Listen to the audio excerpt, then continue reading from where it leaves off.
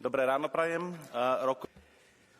Good morning, everybody. The President has received 2 requests for urgent procedure pursuant to Rule 170, paragraph 5. From the Regi Committee on amending ERDF, Cohesion Fund and Just Transition Fund as regards specific measures to address strategic challenges in the context of mid-term review, and from the Ample Committee on European Social Fund, ESF+, specific measures to address strategic challenges.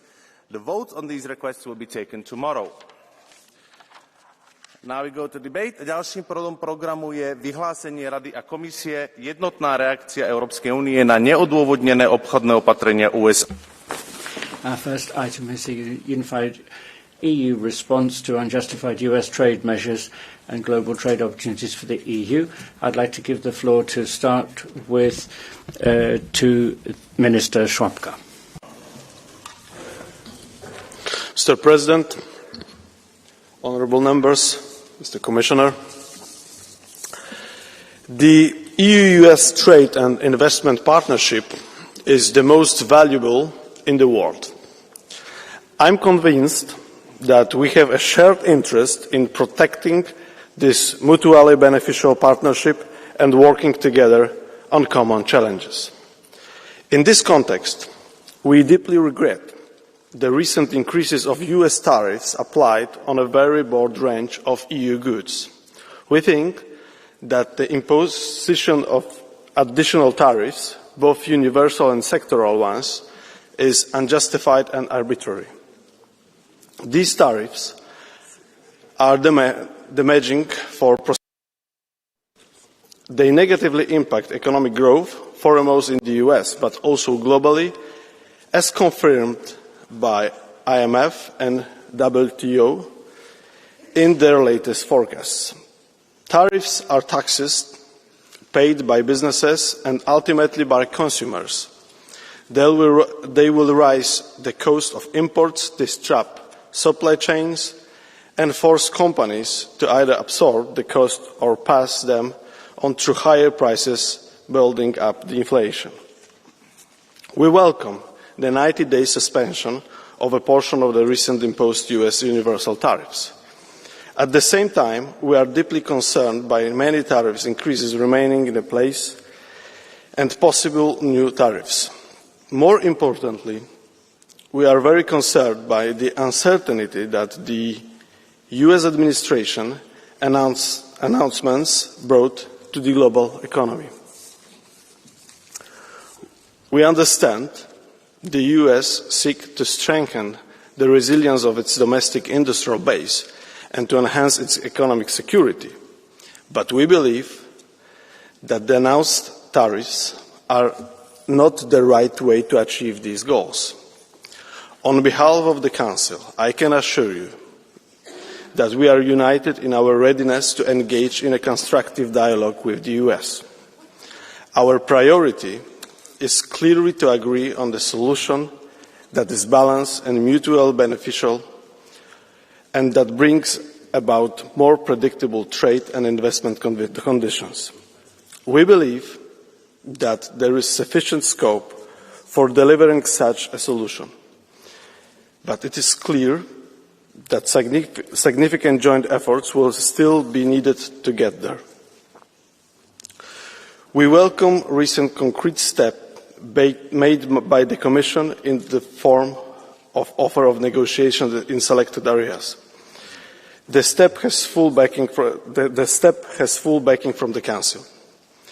As a clear sign of our good faith and our restraint, we have temporarily suspended the first set of countermeasures. It is also a sign of us not wishing to add to the already unprecedented levels of economic uncertainty. But let me be clear. We will defend our legitimate interests and rights if we have to. And we will do so in a united, targeted and measured manner. There is a broad agreement in the Council on the need to work on possible further countermeasures which would complement those already adopted. Our countermeasure can be fully reversed at any time if a negotiated solution is found.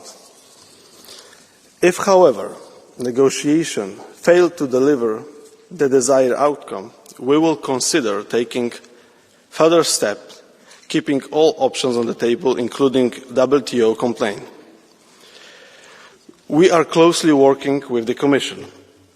We are carefully assessing not only the effects of new US tariffs on EU export, but also monitoring any unwanted and indirect effects. We simply cannot absorb global overcapacity, not accept dumping on our markets. President, honourable members, Commissioner, in these challenging times, we remain committed to the rules-based international order as we continue to believe in an open and predictable global trading system and benefits all partners. We are engaging with our international partners both through multilateral fora as well as bilaterally. That is why the issue of possible trade diversion is firmly on our radar screen. In the Council, there is a broad agreement on the importance of deepening our existing partnership around the world, as well as sealing new win-win deals.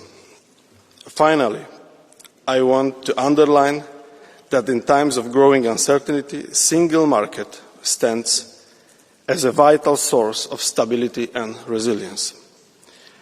The new situation we are facing gives an additional sense of urgency of implementing the new European competitiveness deal.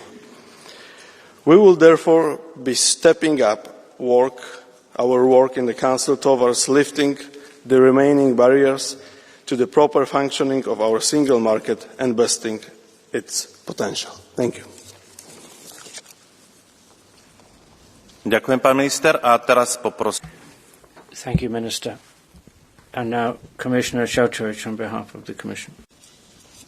Ďakujem veľmi pekne, pán viceprezident. Thank you very much, Vice President. Members, dear Minister, dear Andrzej, first and foremost, I would like to appreciate that we have this very timely debate this morning, because it would allow us to have a deeper look at our current state of our relationship between European Union and United States of America in the field of bilateral trade and economic cooperation. As it was already highlighted by the Minister, we have built, together with the United States, over the years, the largest bilateral and investment relationship in the world. Today, the European Union is by far the most important economic partner of the United States. Our trade in goods and services has doubled over the last decade, surpassing 1.7 trillion euros in 2023, with 851 billion euros of trade in goods and 746 billion euros of trade in services. And for us, likewise, the US is our biggest trading partner. Our business communities have invested strongly on both sides. Total bilateral investment stocks reached 5.3 trillion euros in 2022. Direct EU investment in the US is worth of 2.7 trillion euros, making the EU companies the largest foreign investor in the United States of America. On top of it, and I think it's very important to underline, that European companies, EU firms, directly employ 3.4 million people in the US, with millions more American workers, farmers and ranchers benefiting indirectly. Trade and investment between the European Union and the United States are therefore key building blocks of our shared prosperity, technology and research prowess, as well as remaining fundamental to our economic security. So it is evident that we have a mutual interest in nurturing and further developing our economic links and in making our partnership and relationship stronger. But as you know very well, honourable members, our trade relations are currently facing strong headwinds. The US has unilaterally increased its import duties on EU goods in a significant manner. These import taxes are unjustified and cause economic harm on both sides of the Atlantic. They disrupt supply chains and affect global markets. They hurt EU and US companies, workers and farmers. They create uncertainty for transatlantic investment. They raise prices for consumers and businesses and increase the inflation in the US. The US has temporarily decreased its universal additional tariffs from 20 to 10%. In response, we have shown significant goodwill by pausing our rebalancing measures on the steel and aluminium tariffs for 90 days. With this pause, we want to give space for negotiations. However, US tariffs still cover €380 billion worth of EU exports to US, corresponding to 70% of our total exports at rates between 10 to 25%. In addition, more US tariff actions could well be on their way. The US has acknowledged that the EU poses no problem and in fact shares many common challenges. On top of the ongoing investigation on lumber, the US has recently launched new Section 232 investigations based on national security grounds on pharmaceutical products and pharmaceutical ingredients, semiconductors, including semiconductor manufacturing equipment, critical minerals, also covering processed critical minerals and their derivative products, and most recently on trucks and truck parts. This makes in total 6 additional ongoing investigations. If all these investigations lead to unjustified harmful tariffs, then another €170 billion of EU exports to the EU would be impacted. This means that in total around €549 billion of EU exports to the US, meaning 97% of the total, would be subject to tariffs. In the terms of duties collected, this will be massive. In 2024, the US collected around €7 billion in duties on EU exports. The projection is that the US might now collect as much as €100 billion if the ongoing investigations result in tariffs. And as you know, just yesterday, we learned about new possible 100% tariff on non-US film production. So I believe that you would agree with me that the situation as such is not acceptable and we cannot afford to stay idle, and this brings me to our response. Honourable members, we are not facing these headwinds on autopilot. As you know, President von der Leyen has entrusted me to engage with the US administration to try and find fair and mutually beneficial negotiated solution and return to a constructive trade relationship. I am in constant contact with my US interlocutors for this purpose. In order to get these negotiations up and running, we have been scoping out the possibility to reduce barriers, not raise them, including by proposing to agree on 0 for 0 tariffs for all industrial goods, including in strategic industrial sectors such as cars and car parts, jointly addressing global overcapacities in strategic industrial sectors such as steel and aluminium, jointly increasing the resilience of EU and US supply chains in sectors such as semiconductors and pharmaceuticals, and securing a return to barrier-free transatlantic trade and reviving our cooperation. So the EU has made clear that we are ready to discuss and we are ready to find mutually beneficial solutions respecting our interest and regulatory autonomy.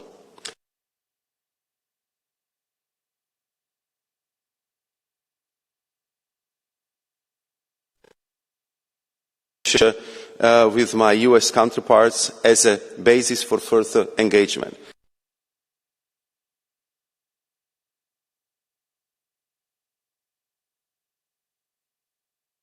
But if necessary reason,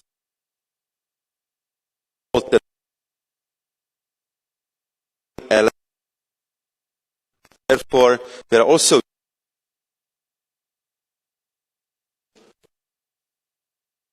balancing measures, additional US tariffs on EU exports,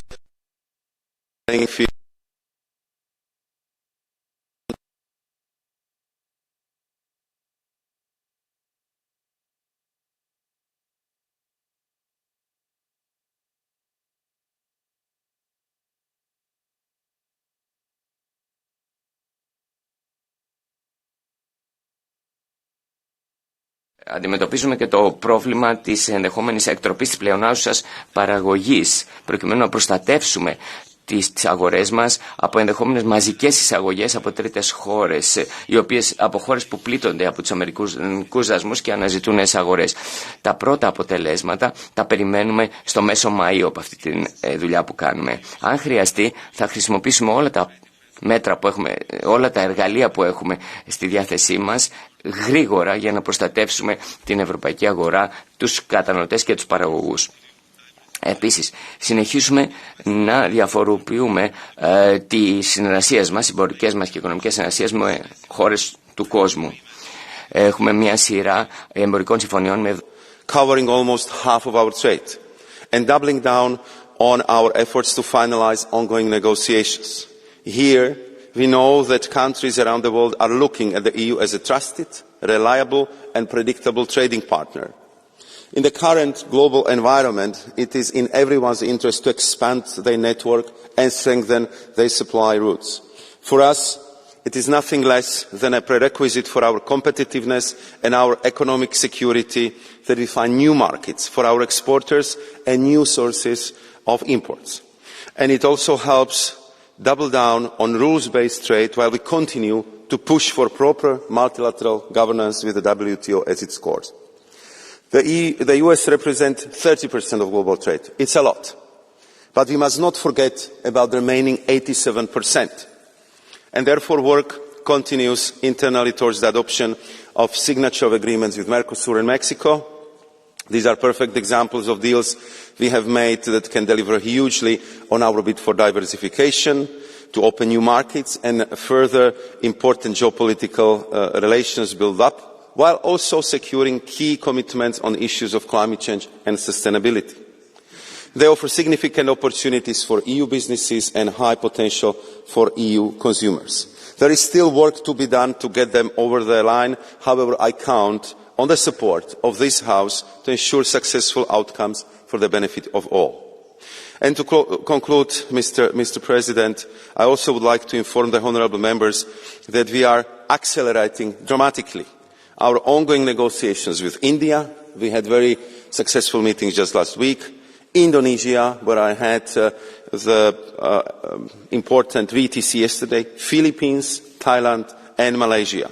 As you know, we launched the free trade agreement talks with the United Arab Emirates, something which I believe could serve as a strong catalyst to advance our cooperation with the Gulf cooperation countries with whom we are also negotiating strategic partnership agreements. So while we are pushing our FTA agenda forward, we are also making use of other more flexible forms of engagement, tailor-made to our own needs and those of our respective partners, covering specific sectors and deepening our bilateral relations.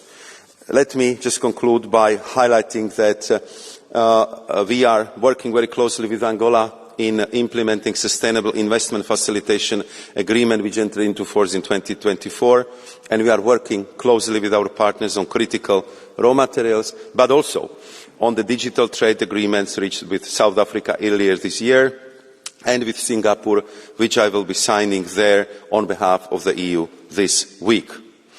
We are working very closely with South Africa also to advance our clean trade investment partnership to strengthen our clean supply chains, which we hope to conclude by the end of 2025. My last point would be appeal to all of us, and I would like to thank the Polish presidency for excellent cooperation on making sure that our unity is unshakable, that we act as one if it comes to these very important trade negotiations, because this is as vital as ever. And I would say that this is the time to act in unequivocal terms for the EU's interest and towards our goal of maintaining strong and competitive economy as well as cohesive society. Thank you very much, Mr. President. Thank you very much, honourable members. Ďakujem, pán komisár. A teraz by som poprosil... And now the first speaker on behalf of a political group for the EPP group, Mr. Warborn. Thank you, Vice President, Minister, Commissioner, colleagues. We find ourselves at historic crossroads, not just in terms of economic policy, but also in the broader context of global geopolitics. Trade tension, of course, is nothing new, but today, in an era of deep globalization and tightly interlinked supply chains, the consequences are more far-reaching than ever. We have seen this clearly in the past months, when Trump's erratic trade measures triggered volatility across financial markets. The EU response, especially in the face of the unjustified trade measures from a long-standing ally, will be remembered. Our approach must strike a careful balance, preserving the principle of trust, respect and transatlantic cooperation, while also shielding European citizens and industries from economic harm. I therefore call on the Commission to act decisively within their 90 days retaliatory pause. The current pause from the Trump administration is de facto a 25% tariff on EU steel, aluminium and automobiles, and a 10% tariff on almost all other goods. The Commission's decision to hold off on immediate retaliation is wise. De-escalation creates a space for dialogue. But let us be clear, inaction cannot become our policy. Within these 90 days, we must prepare a strong, a measured and a unified response. And at the same time, we must do three things to strategically position Europe, and that is strengthen the single market, negotiate and ratify more free trade agreements, not least Mercosur and the Mexico one, and then reasserting leadership within WTO, because we need the rules-based international system when there is unpredictable in the world. Thank you. Ďakujem pekne. Pardon. Thank you, Mr. Warborn. Now, on behalf of the Socialists and Democrats group, Ms. García Pérez. Gracias. Thank you, President. Maroš. Dear Commissioner Šefčovič, Donald Trump and his vision of the world are a direct threat not just to trade, international trade, but also to the values that underpin our democracies. His trade war against the EU with unjustified tariffs threatens our industries, and his constant threats is the sign of an authoritarian economic policy that despises international trade and cooperation amongst equals. Together with his partners from the far right within the European Union and outside of the Union, they don't believe in laws, they believe that might is right. And faced with this, we cannot give in. We are here to firmly defend the European model, a model based on social justice, on the rule of law, and which puts people at the heart of the economy. The European Union has to respond firmly. Our response has to be displayed on various fronts, protecting our workers, our consumers, our companies, the defence of the international order that's based on rules through the WTO, which needs to be reformed and to be strong. And we need to negotiate from a position of strength with Trump without giving in to any kind of blackmail. We have the tools, but we have to use them when necessary. If this threat continues to exist, we have to adopt sanctions on companies that don't comply with our laws.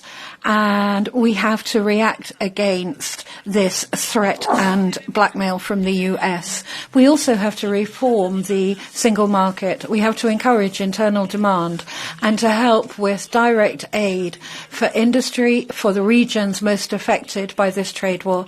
And we shouldn't forget that the world is larger than Trump.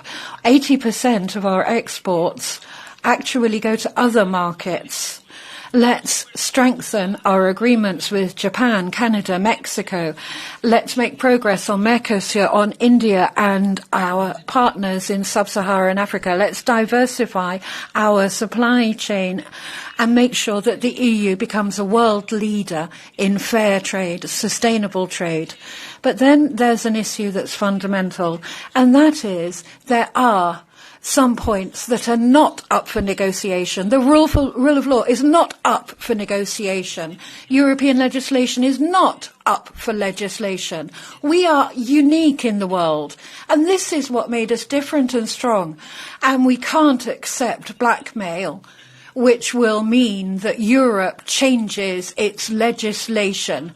We've made so much progress in ensuring prosperity, in ensuring equality and ensuring sustainability. The European Union can't be held hostage to electoral fears. We have to, in fact, make a choice now. Do we want to be a strong, sovereign world voice, or do we just want to be bystanders, subject to the whims of a multi-millionaire demagogue who despises what the European project stands for? Ladies and gentlemen, we're at a turning point. This is the time for us to raise our voice, to proudly defend the European project, and to prove that when faced with chaos, the European Union is the hope for a fair, democratic and sustainable order. Thank you. Muchas gracias. Thank you. And now for the Patriots for Europe Group, Mr. Bardella.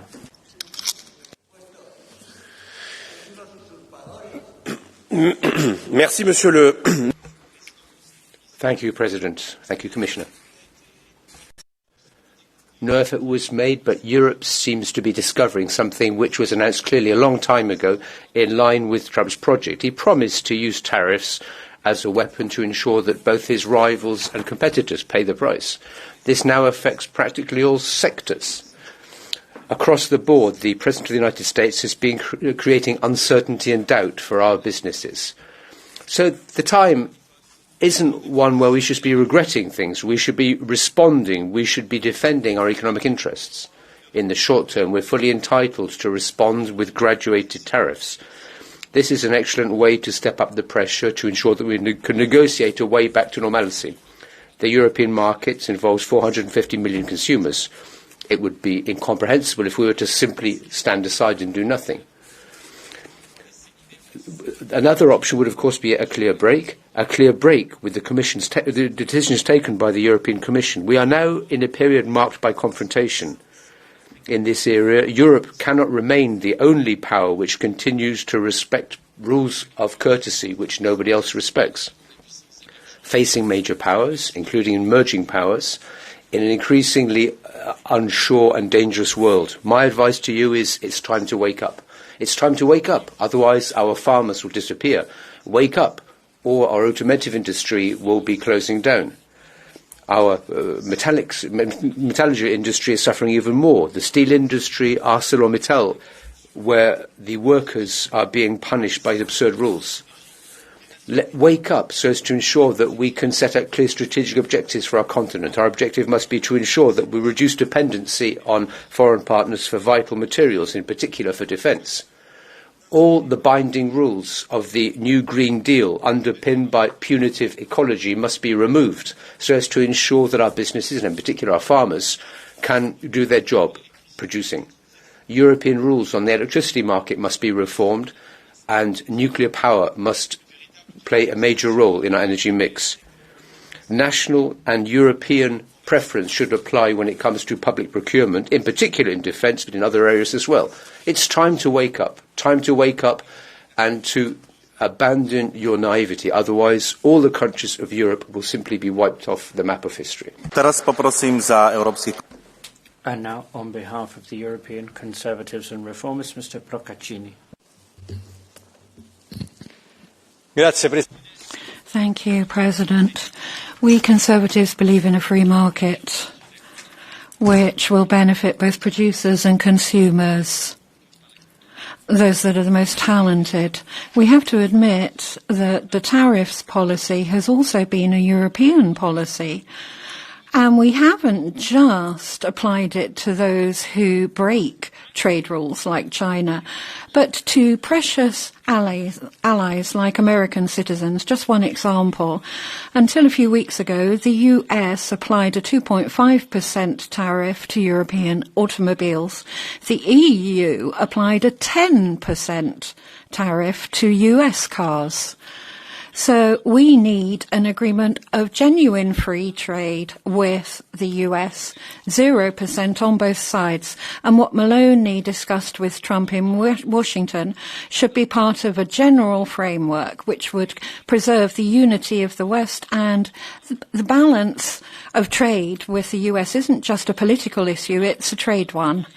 The LNG Russian gas scandal is emblematic of the hypocrisy of the EU, and Commissioner Jorgensen seems determined to, in fact, extend this. Look at who has most enriched Russia through the sale of LNG. Let's look at Orban and Macron with an 81% increase in LNG purchases over the last few years. And the green country of Sanchez, too. Look at the increases in LNG gas. So these are hurts that the EU has actually imposed on itself through the Green Deal, and that has damaged its competitiveness, and that's what we need to reverse now, rather than having trade deals with illiberal regimes like North Korea. And now for the Renew Europe group, Valérie Ayé. You have the floor. Thank you, Mr. President, Vice President, Minister, colleagues. We're saying goodbye to the old world, and there's a new one coming along, together with its monsters,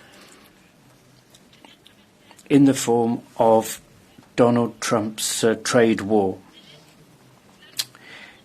This is a tremendous threat to the European Union and to our economies. It's also a political challenge, a confrontation of two models. The new American administration has its model of protectionism, brutality, and populism. And then there's our model, our European model of freedom, the rule of law, and democracy. Make America Great Again is a full frontal attack on multilateralism and a Europe of 27 states playing the game of cooperation. It's an attack on everything that we've built since the end of the Second World War.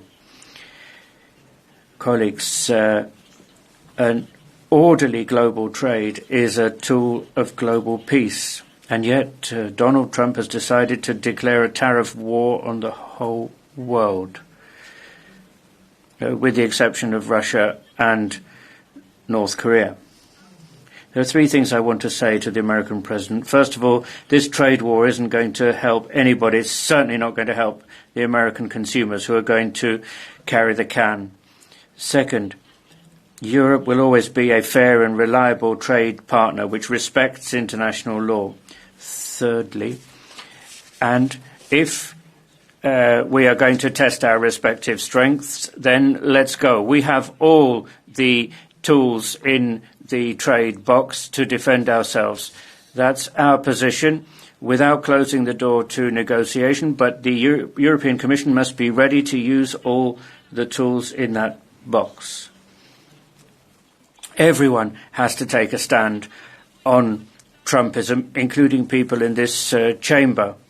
Many people want French-flavoured Trumpism or a European form of Trumpism. We've heard some of that today in favour of protectionism and closing borders. I think it's time for you people to open your eyes. It doesn't work. Look what's happening. It cannot work. What we're defending here is regulated global trade, international trade agreements based on reciprocity, which don't put our farmers or our industry in jeopardy. These are agreements which enable us to diversify in terms of sourcing natural resources. It's a guarantee of prosperity in the future. And colleagues, Europe is anything but weak. We have 450 million consumers. This is a very attractive market for all sorts of countries that want to strengthen their relations with us. We have a legislative and regulatory framework which is reassuring to investors. So don't worry about the monsters. Europe should stay on its path, and we should lay the foundations of a new European Union fit for the future. Thank you. Merci. Thank you. And the next speaker for the Greens European Free Alliance is Mr. Eickhout. Thank you, Mr. Chairman. Thank you, Commissioner. Thank you, Minister. Let's be very clear. The illegal tariffs that are imposed and announced by the Trump administration will not only hurt Europeans, it will also hurt US consumers and businesses. Trump is playing a stupid but dangerous game. And if the current negotiations do not work, and the Commissioner already said it, the EU has to show its strength and retaliate firmly. We have the instruments to do so. It comes down to political will and leadership. We should not back down to a bully. Important in our reaction is solidarity amongst EU member states, because it's key. We will have to stay united, and therefore the money raised by countermeasures should be invested to support the affected sectors in all countries in order to keep the unity. However, we have to be smarter than just bashing Trump on his favourite word. We need to develop a strategy that will make Europe stronger and more resilient in a new chaotic world we are living in. A strategy that should build on the Green Deal that we have put in as a forward-looking and future-oriented strategy. But on top of that, we need to have 3 principles in mind. First, we need to build European. We are overly dependent on US energy, defence, financial and digital services. Only strong and common European alternatives can provide us the operating room we need. We need joint investments in those sectors. We need joint EU borrowing measures. Secondly, we need to buy European. In the past months, the European consumers showed the way in showing how you do not buy further Teslas. We should learn from them and use local content requirements and resilience criteria and give preference to European products and services. And thirdly, we need to protect European. Our values, our industry, they will only survive if we act and protect, if we apply our digital rights to the letter, if we stop dumping on the EU market. We will work together with those that still value our rules-based system. That let be our strategy. Build European, buy European, protect European. Europe needs to stop thinking as a market and start acting as a power to do good. Thank you. Thank you. And now, on behalf of the left group, Mr. Shirdavan. Thank you, Mr. President. In the first 100 days of his presidency, Donald Trump has managed to generate chaos in international trade.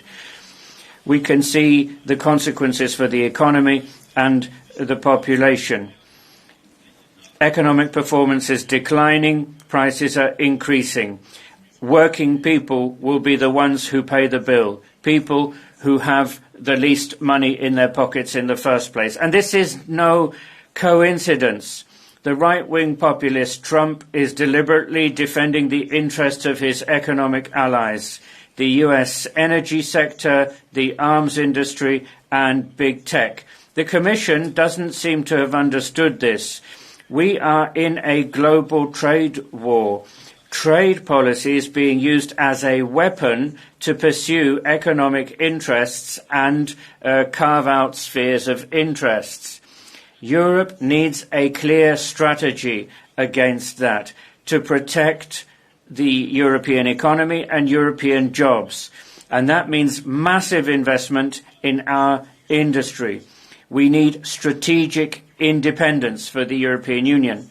And now you too, Commissioner, know that the initial Commission strategy, sticking your head in the sand thinking it's not going to be too bad, that was naive. And now you want a Trump-style deal. And if that doesn't work, then you've got countermeasures up your sleeve. So, carrot and stick. I understand you want to buy more US fracking gas instead of strengthening the energy independence of the European Union. You're going to create new dependence on fossil fuels, and that is economically, environmentally, and socially wrong. And it's very difficult to see what pressure is being brought to bear on the United States. Where is the tough regulation of big tech? Where is the digital tax? You seem not to want to go down that road. Apparently, you are simply interested in helping Elon Musk. It's now time to look to our partners, Canada, Mexico, Japan, South Korea, and China, to create a new world trade order based on fair trade instead of untrammeled free trade. And things like the agreement with Rwanda, which is leading to war in the Congo, is not the way to go. We also have seen that the people of Europe don't want TTIP, Mercosur. These agreements are bad for social standards, environment, and agriculture. So we need a solution that doesn't help oligarchs, but one that helps the population at large and democracy. Thank you. And the next speaker for the Europe of Sovereign Nations is Mr. Aust. Meine sehr geehrten Ladies and gentlemen, anybody who depends on external suppliers is unable to fully to be independent in trade. This isn't a chance occurrence. The old efforts over the decades have meant that Europe has depended on the United States for its defence. That was understandable but naive. We now see the result of this. Europe is now being blackmailed. Donald Trump's government is trying to force Europe to buy more and more fracked gas, while at the same time forcing ever higher energy prices at the cost of our industry, our families, and our prosperity. This has also displayed in the pushing and shoving which we've seen in European politics for many years regarding Donald Trump. The result of this is neither Brussels, Berlin, or Paris are able to provide trustworthy partners when it comes to negotiating with Trump. There are other more reliable partners, Orban, Meloni, patriotic governments who have maintained good contacts with Trump. However, this all goes far beyond America. Other trade opportunities are being destroyed, with us lecturing China, India and great swathes of Africa. Rather partnership, we've tried to impose ideas about democracy and the climate on these countries. And what we sorely lack now is partners such as these countries so as to enable us to have a stronger position in negotiations with the US. Somebody who has no alternatives has no power in negotiations. The European establishment has, through its arrogance, led to the isolation of Europe. If you want to understand the 21st century, it's clear that you need cooperation rather than confrontation, partnership rather than creating adversaries. Once again, we've seen a clear demonstration of the importance of the European single market. The German AfD has always recognised this. Our motto is Germany first, but not Germany alone.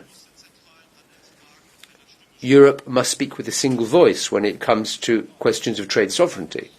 However, there's a precondition for this, and this precondition is that the European establishment must bring an end to trying to split us.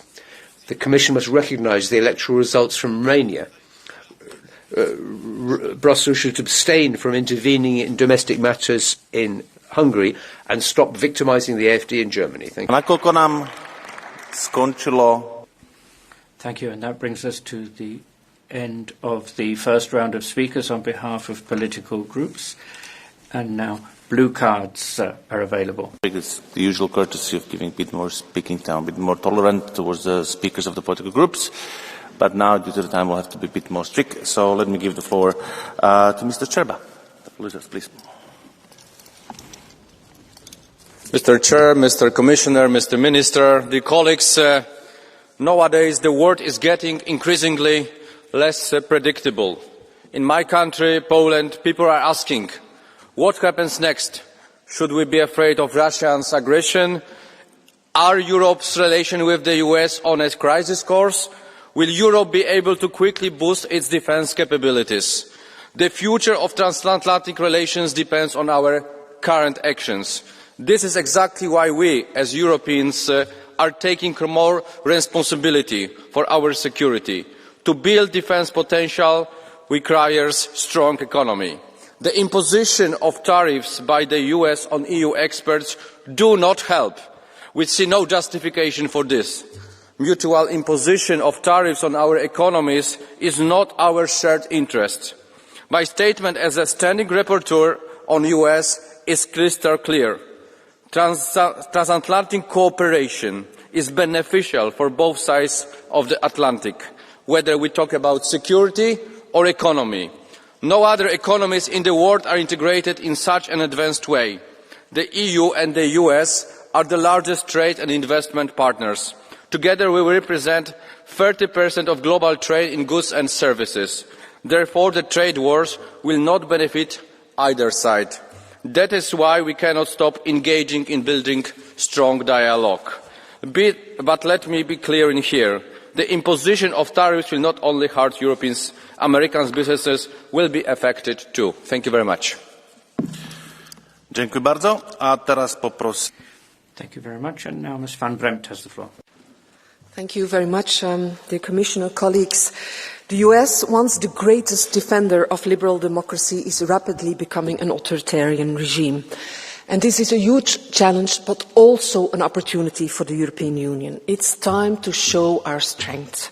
And that's why we should support the WTO and intensify our contacts and trade with like-minded countries like UK, Canada, and look for new sustainable partnerships in Asia and Latin America. And of course we need to negotiate, but not at all cost. Dear Commissioner, can you guarantee that our legislation is not up for discussion with the US? And why are the tariffs on US services still not yet on the table? I think we need answers to that. And above all, dear colleagues, the Trump show should not distract us from doing what is needed for Europe. That means providing support for workers, implementing the Green Deal, and to invest in our strategic economy.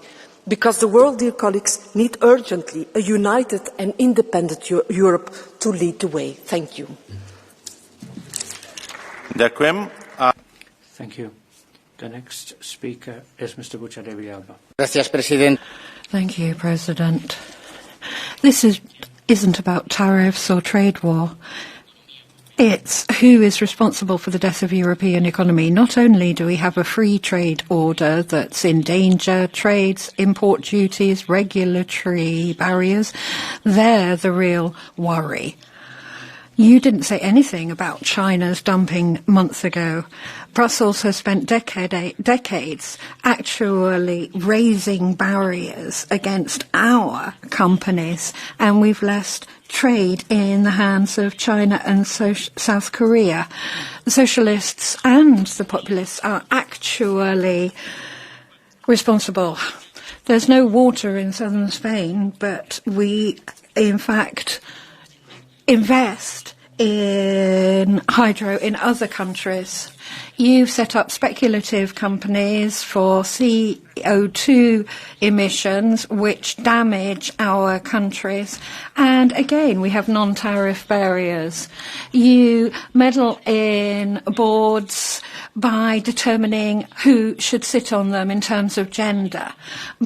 but you have actually spent our money on renewables, and we don't have the luxury of that now. You think free trade is giving in to China. It's agreements with countries that don't meet the standards we have to. Of course, we reject any kind of tariffs set on our producers, but above all, we also reject your Green Deal and 2030 agenda and your fanatical support for climate change. The next speaker is Mr. Bielan. Commissioner, let me start by thanking Prime Minister Giorgia Meloni for making the strategic decision to visit Washington at a critical moment for our transatlantic relations. While others choose ambiguity, she acted, because leadership means showing up. Unfortunately, the same cannot be said for the Polish Prime Minister Donald Tusk, who continues to block President Duda's initiative to hold a long overdue EU-US summit in Warsaw under Polish presidency in the Council. This is a missed opportunity, both symbolically and politically. Cancelling the summit sends the wrong signal to our most important ally, especially as global tensions rise and our need for unity grows. Yes, we may have disagreements with the US on trade, subsidies and regulatory divergence, but the answer should not be retaliation. The answer should be pragmatic engagement. We need a common strategic European response that both protects our interests and strengthens our partnership. Thank you. Ďakujem. A teraz poprosím. Thank you. And the next speaker is Ms. Karlsbro.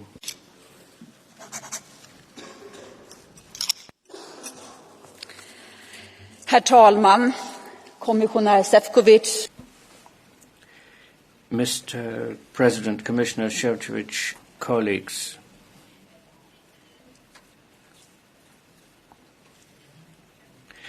The best way of dealing with Trump is for Europe to be strong.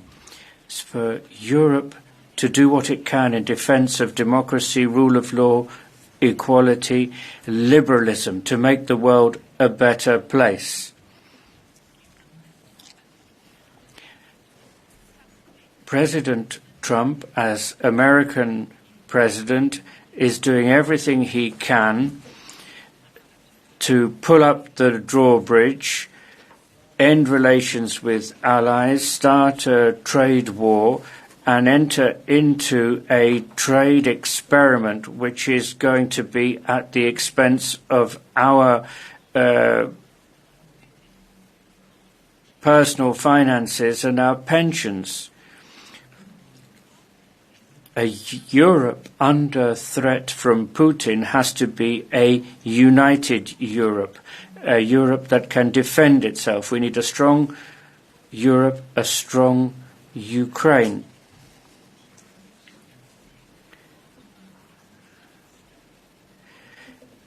If Trump is trying to divide Europe, now is the time to strengthen Europe and our own internal market.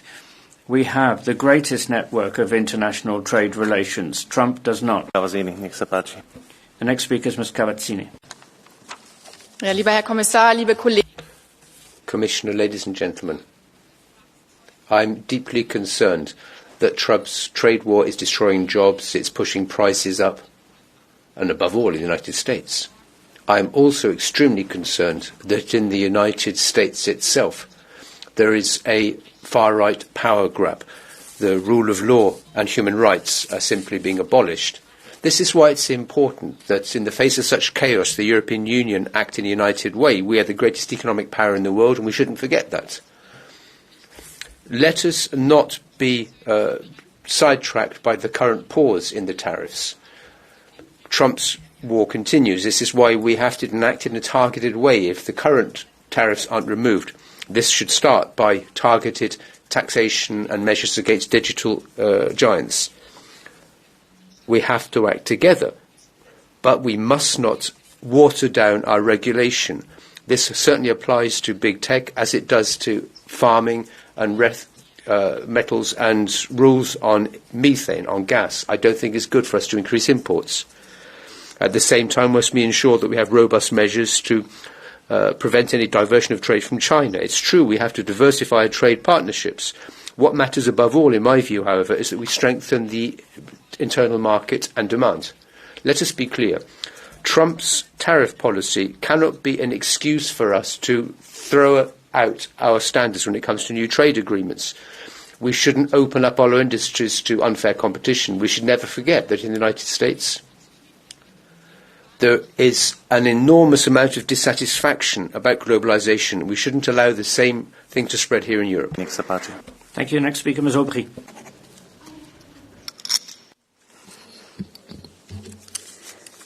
Monsieur le Commissaire, Commissioner, with the trade war triggered off by Donald Trump, we are undergoing an historical upheaval.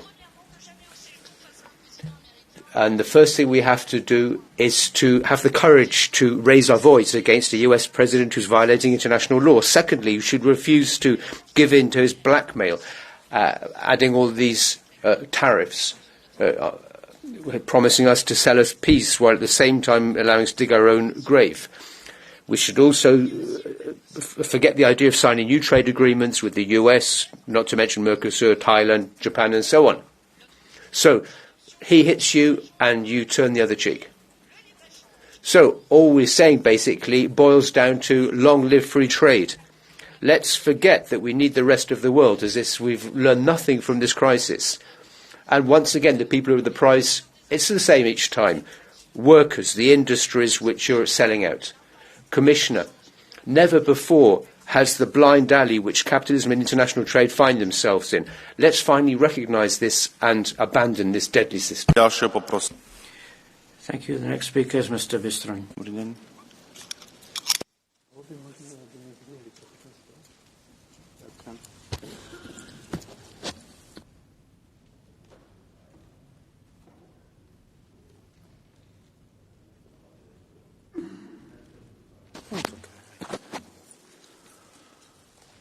Liebe Kolleginnen, liebe Kollegen. Colleagues, Make America Great Again is clearly a declaration of war on the whole world and on Europe. The American president is concerned for the Americans. Of course, he wants jobs for American people. He wants prosperity for the American people, and he wants industry back in the United States. And what do we hear here? Trump, Trump, Trump. It's enough for one man to put the whole European Parliament in a tizzy. Instead of complaining about Trump, think about when you last did something for your voters in the way that Trump is doing for his. The question is justified because Trump's reaction is just a logical consequence of the last few decades. Jobs have been drifting from the United States, from Europe, to countries with cheap labor. And the Americans have felt that, our people have felt that. In the electronics industry, in the automotive industry, and now it's the turn of the farmers. Do we now want a trade war? Do we want artificially more expensive imports? Of course we don't. We want free trade. Europe is competitive. And not just the European Union, but Europe as a whole. We have the best educated people. We have innovative industry. We have natural resources on this continent. We can survive in this competition. But we have to take off the shackles. We have to get rid of the Green Deal. We have to reduce the taxes. We have to roll back regulation. The time is to make Europe great again. The next speaker is Mr. De Masi. Sehr geehrte Damen und Herren. Ladies and gentlemen, the US President Donald Trump is attempting to use punitive tariffs to blackmail us. He wants to force us to mine more of his dirty fracked gas or to slow down the disappearance of US industry. The European Union is only conditionally able to defend itself. In Germany, for example, we have the largest economy in Europe, and we've been in a recession for 3 years. And these energy prices have damaged us far more than Putin could ever do, and this has affected the less well-off in society disproportionately. And we are now allowing the United States to get their hands on rare earths from Ukraine. The transformation to green steel will be impossible if energy prices remain so high. This is why we have to look carefully at what we can do to ensure that we can buy our energy from the cheapest supplier. That would be the best response to Donald Trump, to ensure that he can't blackmail us while at the same time opening a window for peace in Ukraine. We need more public investment. It's completely insane that we have all this discussion and talk shows about Volkswagen building tanks instead of cars. What we need is taxes and levies on big tech companies to protect our own medium-sized businesses. Mr. Schipper, do you accept it? Yes. Mr. Schipper, you have 30 seconds.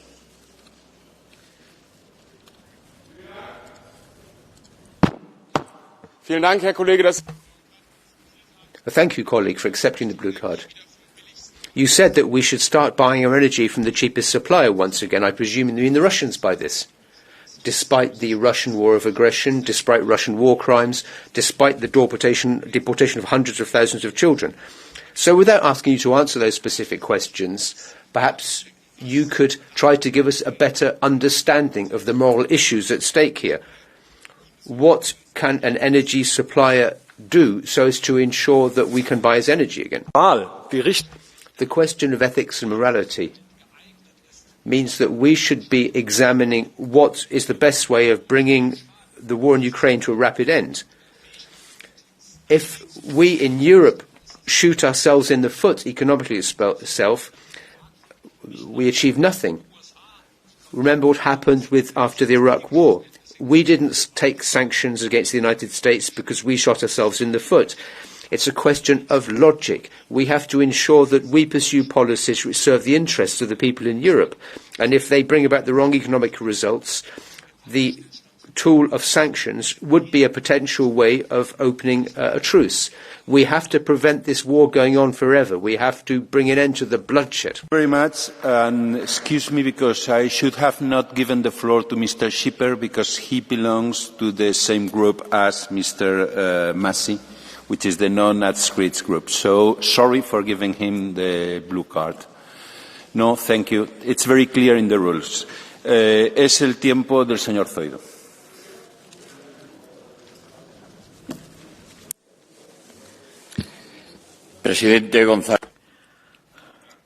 President, ladies and gentlemen, tariffs are a disaster, no surprise. Well, that's Economics 101, and the WTO has confirmed that. It's clear. Prices have increased by roughly 12% for consumers. If that continues, we will see around $130 million being the price for this per year. And we're seeing this in jobs being cut on the other side of the Atlantic. So it's clear tariffs are a failure. And that means that Mr. Trump's suspending them made sense. It's necessary for him and the US, but that's not enough, really. We need to ensure they're really done away with, including the 10% tariff that we still have. We can't allow the tariff threat to hang over our head like a sword of Damocles. We can't continue to jeopardize the economic survival of thousands of European companies. Thank you, Mr. Feder. Mr. Lange. Dankeschön, Herr Vorsitzender, Herr Kommissar, liebe Kolleginnen und Kollegen. Es geht. Thank you, Mr. President, Commissioner, colleagues.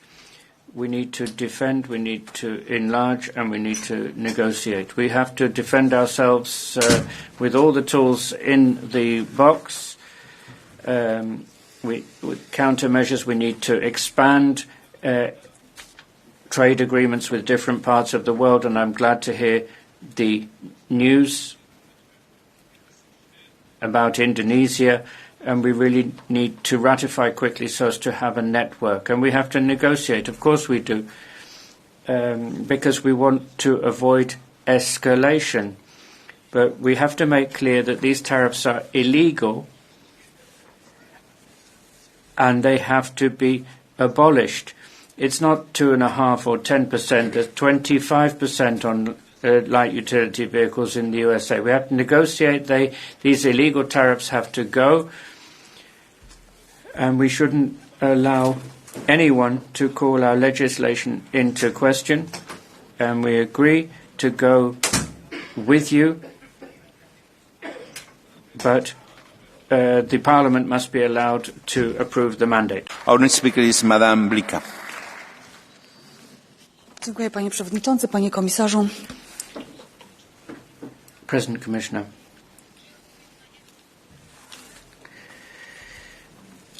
We have to deal now with the threat from America to Europe's consumers and Europe's economy. Europe's competitiveness has declined. The European economy has been developing more slowly than the American economy. We need more innovation.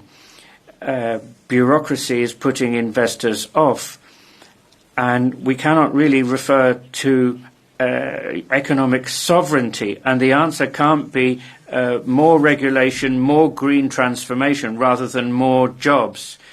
We have to develop Europe's industry, defend our market, and ensure that there's a level playing field in relations with all countries, including the United States.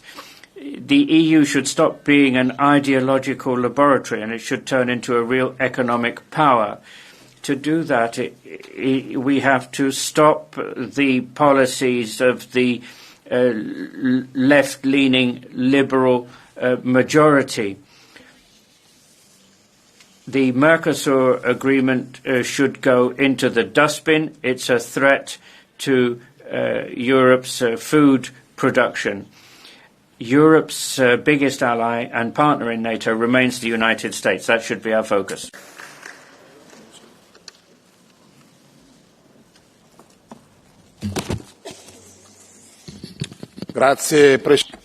Thank you, President. Trade wars. There's no point in them. The US administration has actually suspended its tariffs, and that's a positive message. It's vital that we continue negotiations with the US, as Giorgia Meloni suggested in Washington. Let's go back to the negotiating table and let's have a fair, constructive discussion. To negotiate, we shouldn't be complaining about others. We need to look at how we work internally. We need to relaunch the European economy. For years, we've abandoned and penalised strategic industries. The chemical industry, the steel industry, the automotive industry. We've lost dynamism. We've become less competitive on world markets.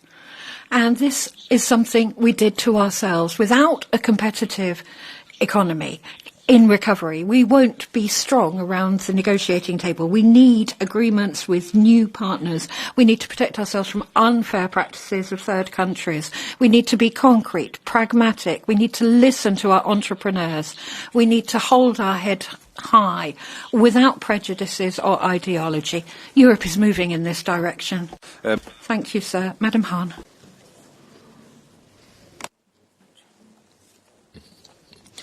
Unser Ziel muss doch ganz Clearly, our main objective must be to protect free trade. At the same time, however, the European Union must maintain the elbow room to fight back with the tools we have.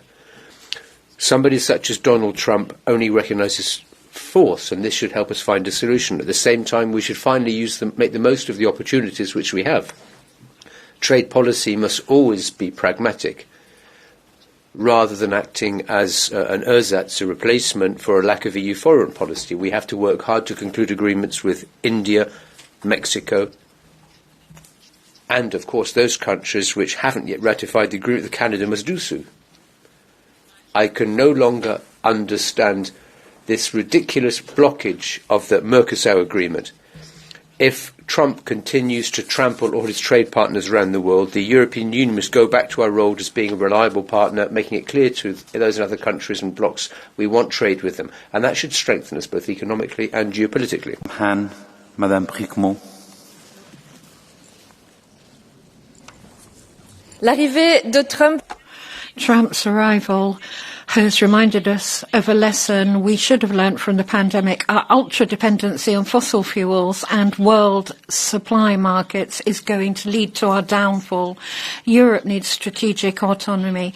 It needs to respond united to any tariffs, needs to not give up on our legislation, and we also need a digital tax to support companies and workers in Europe who've been affected by the tariffs.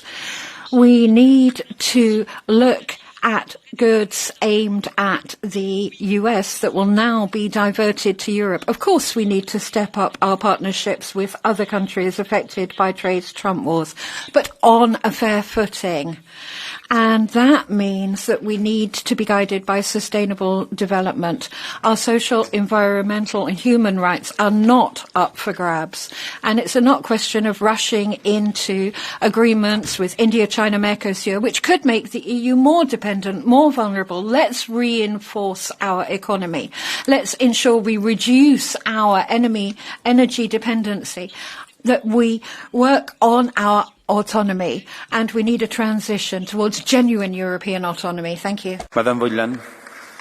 Thank you. Madame Boylan. Commissioner, when it comes to the EU's response to Trump's tariffs, it is essential that all member states, including smaller ones like Ireland, are taken into consideration.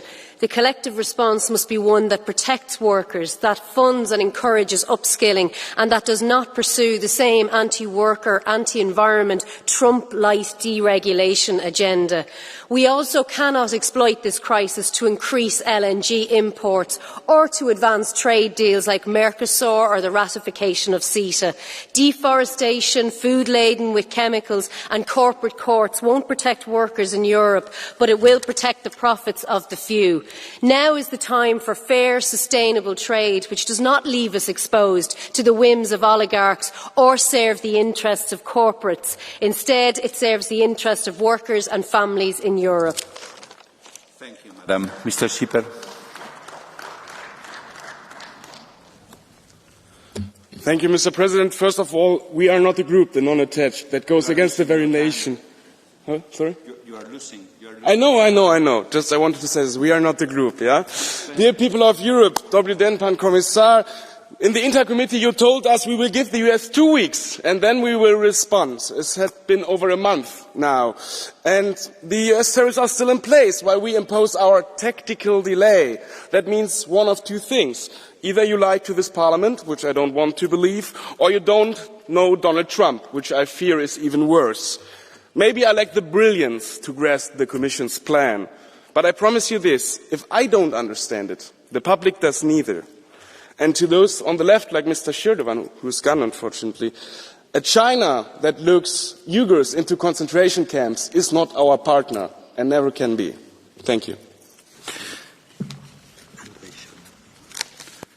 Thank you very much, Mr. Schipper. I'm going to read the rules of procedure that say that the members raising the blue card and the speaker shall not be from the same political group and they shall not both be non-attached members. Exactly is what the rules are saying. Remember it for the next time. Our next speaker is Madame Maidel. Thank you, Chair, Commissioner, dear colleagues. Business people know that trade relies on two fundamentals, economic incentive and also trust. When it comes to economic incentives, the numbers in trade volumes between the EU and the US speak for themselves. Just last year, the US-EU goods trade hit a record of $976 billion. But the trust in rules, commitments, in partners is shaken on both sides of the Atlantic. Economic nationalism does not make you first, but it makes you alone. And this is no leadership. This is volatility masqueraded as strength. And when we speak about strengths, the numbers are clear. And Europe can respond with resolve, but our priority is principal openness, because we are not the Democratic Party. We are an ally. Thank you. Thank you, Madam Mabel. Mr. Benifei.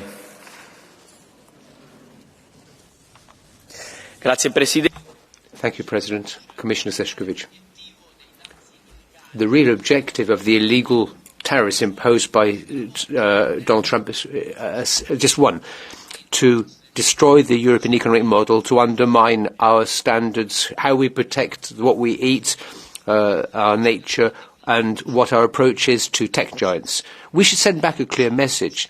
Our legislation is something which we in Europe decide for Europeans. Over the next few months, we'll be negotiating to find a way out of this damaging situation for economies from both sides of the Atlantic.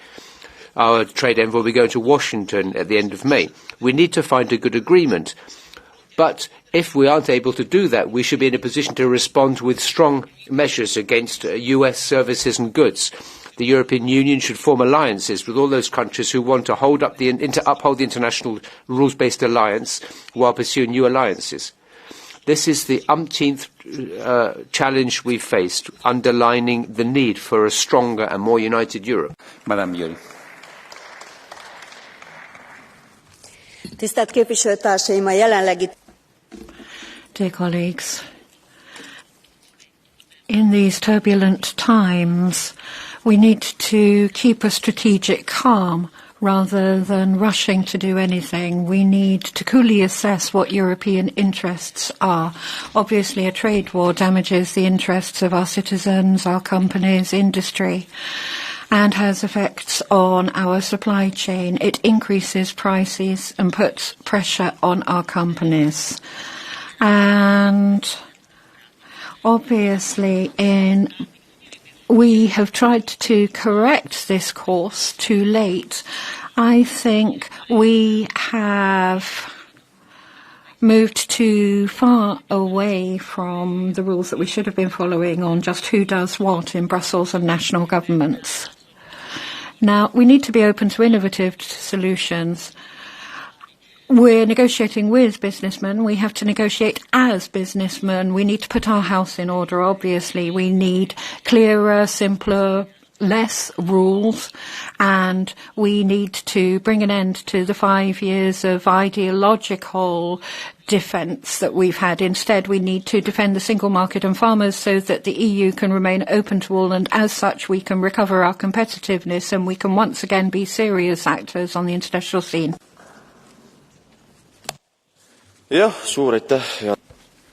Thank you very much, colleagues. So how should the European Union react to the US tariffs? No, not by punishing Trump, but by starting to develop the European economy.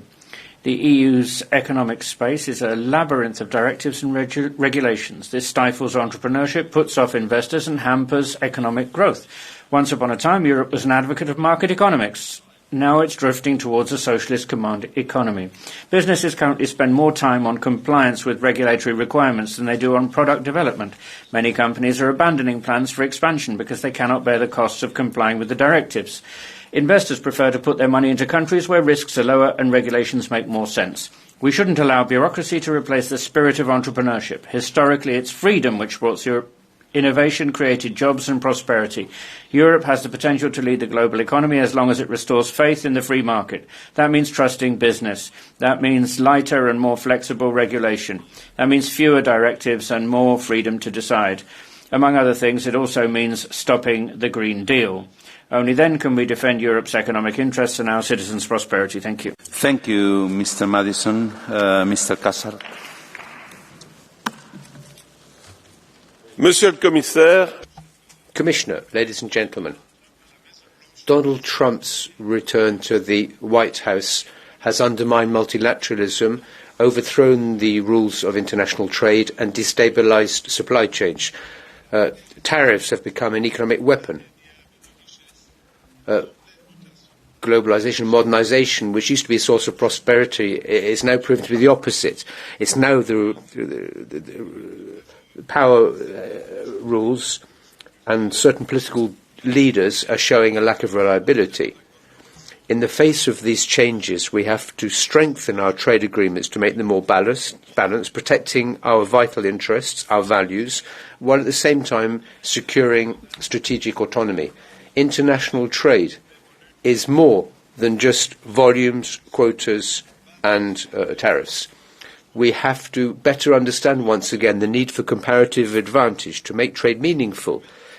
Trade should be a value, a form of stability, enabling human beings to progress and find better prosperity. Dear Minister, dear Commissioner, dear colleagues, the recent US tariffs don't just hit our exports, they strike at the heart of what should be fair and trusted partnership. Over 500 billion worth of EU goods could be affected. And behind that figure, there are real people, our workers, our businesses, and the values that we stand for. And the only correct response is with unity, with calm and with purpose. Yes, we have introduced proportionate countermeasures, but we are also keeping the door widely open for a dialogue, for an honest dialogue, offering to boost imports of US goods by 50 billion to help restore balance. Still, this is much more than just dispute. It's about Europe shaping its own path, building stronger, more diverse partnerships, and standing up for a global trade system based on rules and mutual respect. Across Europe, people also reacted. People are frustrated. Boycotts and anti-American sentiment are rising, but our message is clear. We want solutions, not a trade war. And if the US is ready to negotiate, so are we. If not, Europe will stand tall, united, and turn this challenge into an opportunity. Thank you very much, Mr. Sienkiewicz. Our next speaker is Mr. Tritico.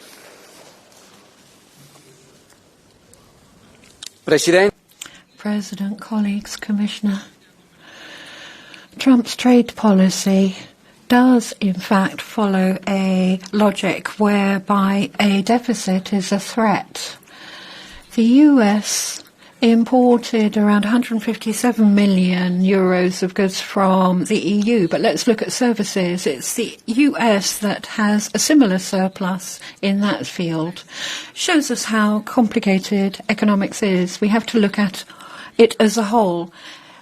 Tariffs have been suspended at the moment, but US companies, digital in particular, make exorbitant profits. It's a question of justice. We need a level playing field for this situation, and that's why we need a tax on digital services. Plus, the EU should be extending its trade links with other emerging countries, the BRICS countries, and shouldn't depend on the unilateral choices of Trump. We shouldn't forget either the repercussions of tariffs on goods. So we should also be encouraging an increase in domestic consumption. Europe needs to react strongly vis-à-vis the next round of negotiations in Washington. Thank you very much. Madam Szłapka. President, dear colleagues, war begins in the minds of the people, and it's in their minds that peace is also created. For decades, we relied heavily on American partners, and we still do for our defense and defense our trade routes, at least in the Red Sea. But with unjustified imposition of tariffs, it has become clear we must take matters in our own hands and strengthen our competitiveness. We need to simplify and we need to work and to attract investments. We now have a 90-day tariff pause.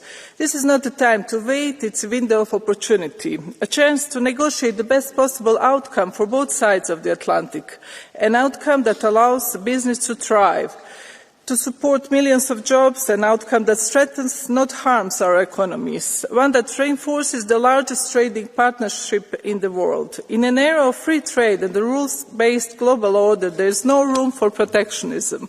Protectionism comes at a cost that must not be borne by any single industry or country alone. A change in US administration should not mean a change in the fundamental strength of our transatlantic relationship.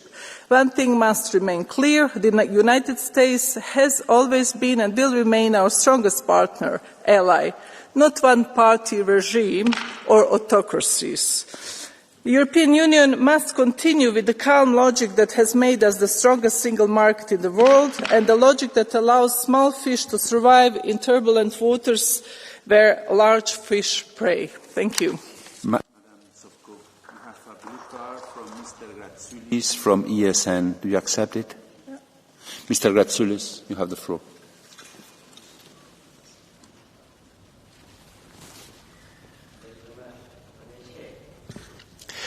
Kaip čia ir kalbėjo kolegos, Briuselis ir ne tik Briuselis per prezidento rinkimus aktyviai palaikė demokratų kandidatą. We've heard that Brussels supported the Democrat candidate in the elections and humiliated Trump, and now the EU is doing the same thing. Madam Sofko had no translation. Do you mind to begin again? Sorry for that. Thank you. Gerbiama pranešėja, čia kalbėjo. Ms. Zhovko,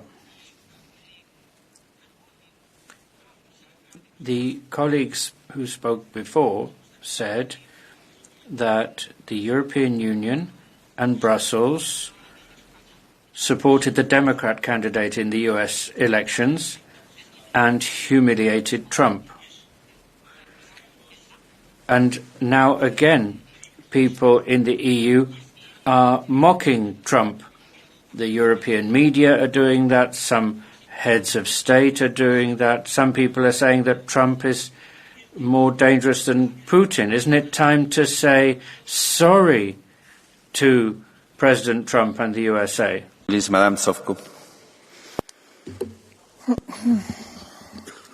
As a politician, I could just say that every politician and everyone at this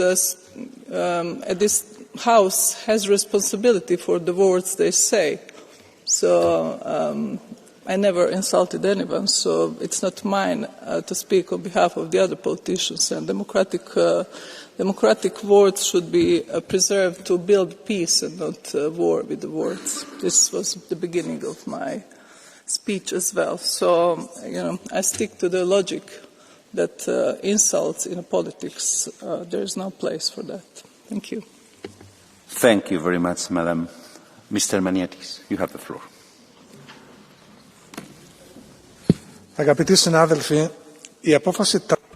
Dear colleagues, Trump's decision to impose 20% tariffs on European products and the trade war of €1 trillion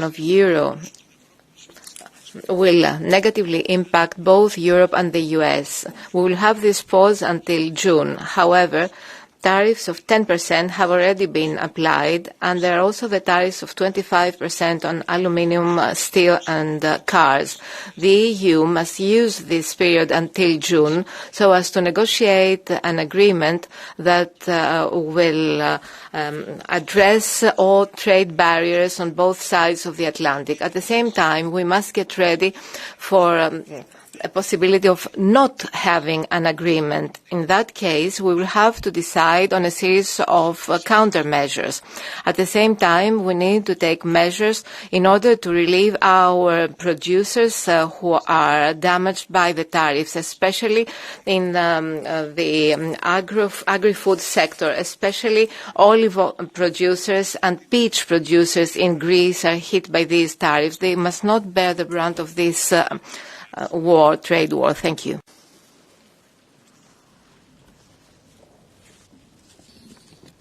Mentre l'Europa tratta sui dazi Well, Europe is negotiating on tariffs. The tariffs are here from Trump. And you've had years. You actually undermined manufacturing and industry through raising barriers that cost billions to industry every year, much more than the 100 billion that has been mentioned that tariffs from the US will cost. You've been very myopic with your trade policies, with the Green Deal. The effect on the automotive industry has led to job losses, people losing their purchasing power, industrial desertification. So at least Trump is, in fact, protecting the interests of his country. Do the same thing. Do away with all of the barriers that are leading to Europe to economic and industrial suicide. Otherwise, the tariffs will be the latest scapegoat, because actually we have cut our own throat and we have been incapable of providing Europe with the future it should have.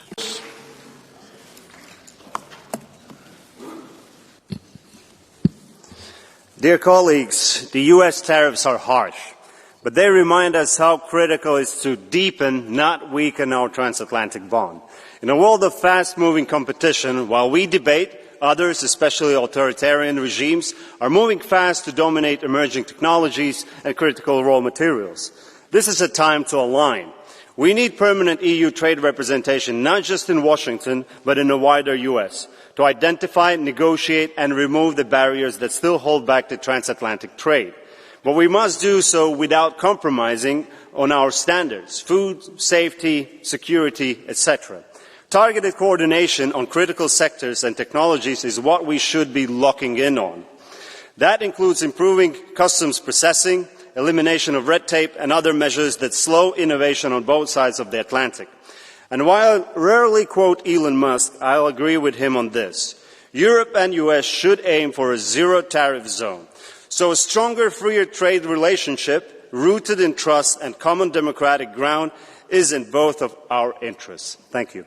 Thank you very much, dear colleague, Madam Karkasova.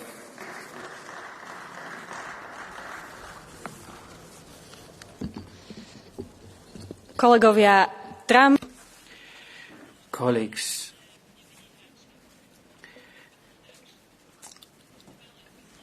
Trump's decided that at Christmas, toys should be more expensive. We've got the same kind of wrong-headed policies in Slovakia under Prime Minister Fico. Our automotive industry is suffering. Our government should be defending workers and the economy. I'm glad that in Canada and Australia, politicians who believe in free trade won in the elections. We want a better entrepreneurial environment. We want to attract talent to Europe. We have to negotiate with the United States, but we want fairness in trade. There are gigantic companies that are making a killing in the European economy. Is that fair? We need to do something about it. El señor Marzá tiene la palabra. Gracias, señor presidente, señor comisario. Thank you, President. Commissioner. Trump's tariff policies are not a trade war. Above all, they are an attack on our values, on our democracy. This is a fight between oligarchy and democracies, as we've seen in two recent episodes. First of all, the rejection of your proposal, Commissioner, to create a zero tariff zone between the US and Europe. We also saw this with the rejection of the Spanish economics minister's visitors, which was a response. There's direct criticism of taxes here in Europe and of our social, labour and environmental legislation. So, Commissioner, I would call on you not to give in to this blackmail. Strengthen the position of our workers and of our economy. Strengthen our environmental legislation. And above all, stop trying to deal with the Trump administration and its Trojan horse, which is the far right here in Europe. They want to divide us. So please tell us loud and clear that you won't give in to that blackmail. You defend our democracy and our values. They're not up for sale. Thank you. Madam Anderson, you have the floor. Honourable Chair, the US is ruled by an authoritarian president who is using trade policies as a means of coercion and political extortion. While it is clear that European workers will only lose in a full-fledged trade war, the EU should be much bolder and much more imaginative in its own response to Trump's actions. The EU should target the oligarchs that are close to Trump through action directed at Tesla and Musk, and by a digital tax aimed at the huge digital platforms. The EU should also signal its readiness to use the anti-coercion instrument. But most importantly, we need to make the European economy less dependent on US export. That means supporting internal demand in the European markets, and that means supporting real wage growth and also increasing investments. More than ever, we need to put people and workers first in our economic policy making. Thank you very much, dear colleague. Madame Niebler, you have the floor. Thank you, President. Vice President, Minister, ladies and gentlemen. US tariffs hit our businesses hard. The United States are our main trading partner, and millions of jobs here in Europe depend on exports. If the US administration adopts unilateral, illegitimate tariffs, thereby triggering off a trade war, we have to ensure that we close ranks and negotiate together. I think the Commission has acted correctly. They took the time to reflect. They didn't immediately retaliate. They made it willing their openness for negotiations and dialogue. However, the Commission also took preparatory measures so as to ensure that it's in a position to respond immediately to punitive tariffs if they are reinstated. It's important, I believe, to find new strategic partners, and here once again I'd like to compliment the Commission for their efforts. The Commission has been travelling around the world to conclude agreements, India, ASEAN countries, African countries. I would welcome all of those initiatives. That's the exactly right way of going about it. Congratulations, and I wish you all the best in concluding future trade agreements. Colleague. Madame Laurenti.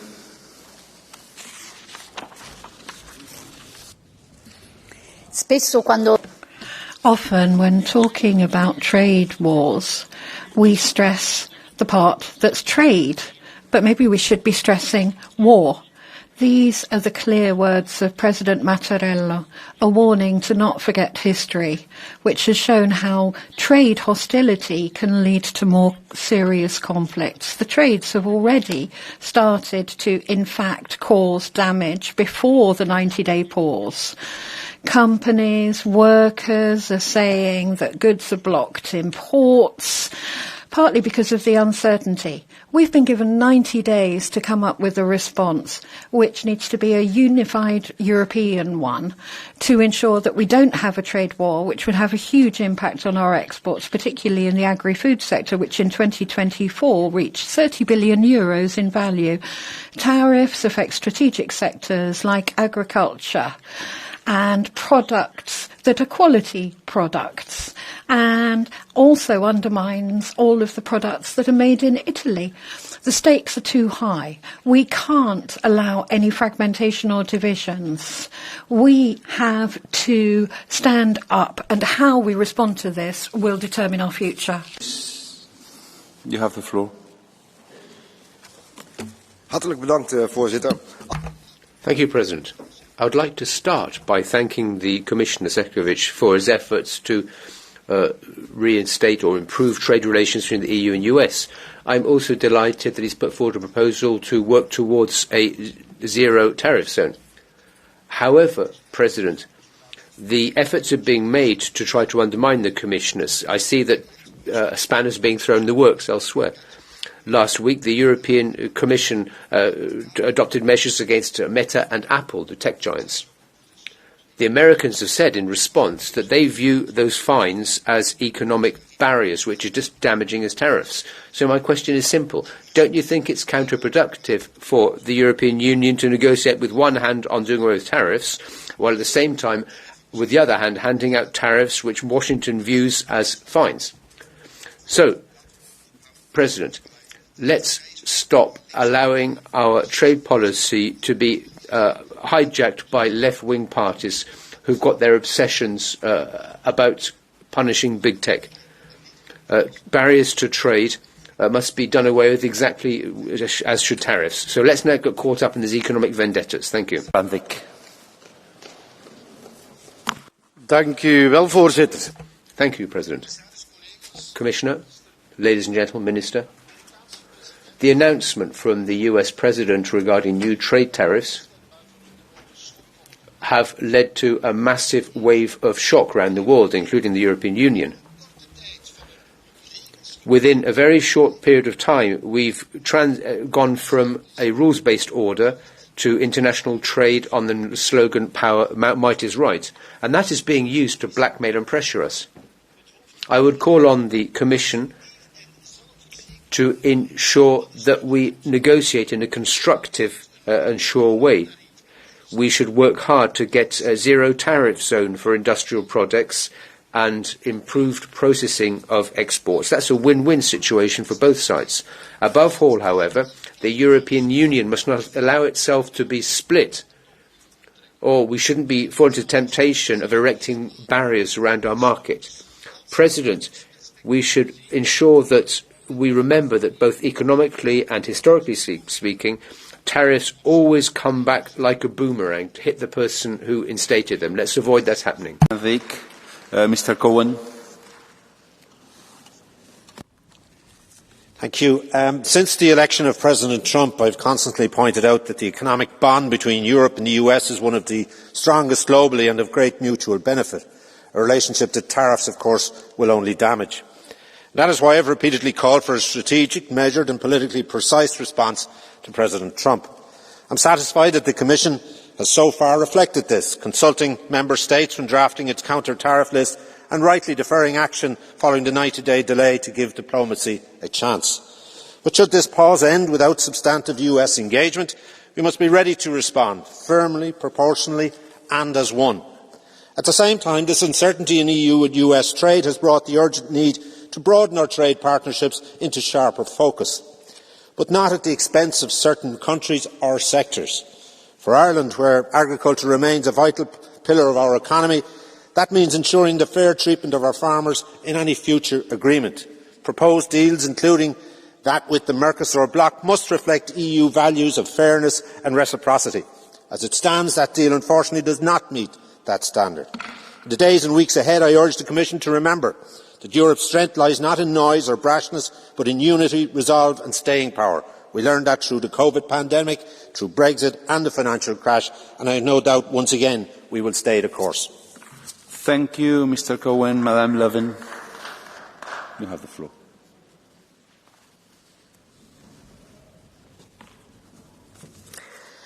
Herr talman, Donald Trumps tullar är...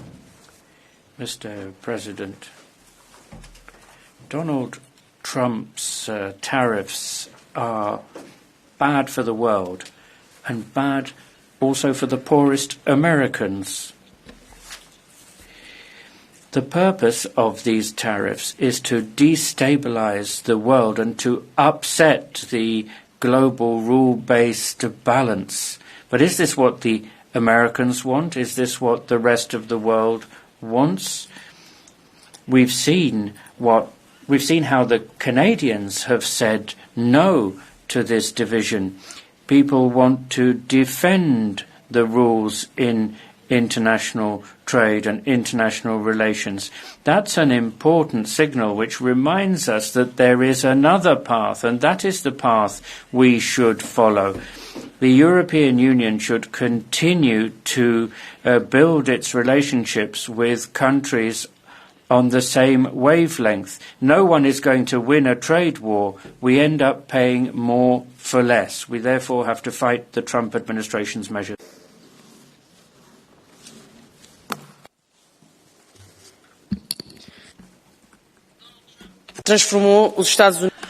Donald Trump has changed the US into a world where nobody knows what is going to happen. But in a world of such instability and uncertainty, one thing is sure, the world has changed and transatlantic relations will never be the same. As such, we have to react united, but with a strategic vision. We shouldn't forget that we are a trade power. We have to act as such. Today, diversification of markets isn't an option. It's something that's urgent and has to happen quickly. An example, spending 5 months since the Mercosur was signed, which is still being looked at legally and is caught up in the member states' considerations. If we delay, well, we have to ensure that our companies become more effective, because the world we're living in, the markets we're working with, are ones where we need to act, or Europe will lose. Mr. Oliveira, do you accept it? Okay. From the left. Mr. Oliveira, you have 30 seconds. Thank you, President. Madam Pereira, you said we need to diversify markets and extend them. Unfortunately, this is something that is difficult for the EU to do, considering that how it's acted in the past. Look at Portugal and what's happened there. Do you not feel that the most important thing actually is to diversify our internal market, raising wages, raising pensions, so that actually we are less exposed to the consequences of decisions being taken, for example, by the US? Do you not think that's the path we should take, particularly in Portugal? Thank you. Muito obrigada. Thank you very much for the question. The internal market, I presume you mean the EU market. I agree, totally. We should be removing the barriers that exist, all the obstacles that still exist to trade within the EU. And as such, we need to see whether we can do that and respond robustly to the expectations of our consumers and companies, not just Portuguese companies, European companies, so they can compete internationally. And as such, I feel, yes, there are shortcomings that have been identified, not just in the Draghi report, but in others too. We do have some work to do at home. So our strategy is diversifying our markets for international trade and eliminating any barriers that exist to the internal market in Europe. Señor Moreno. Thank you. Mr. Moreno.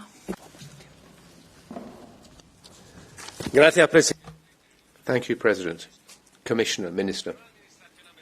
The new US administration has pushed us into a worrying and dangerous trade war, something which we can only lose.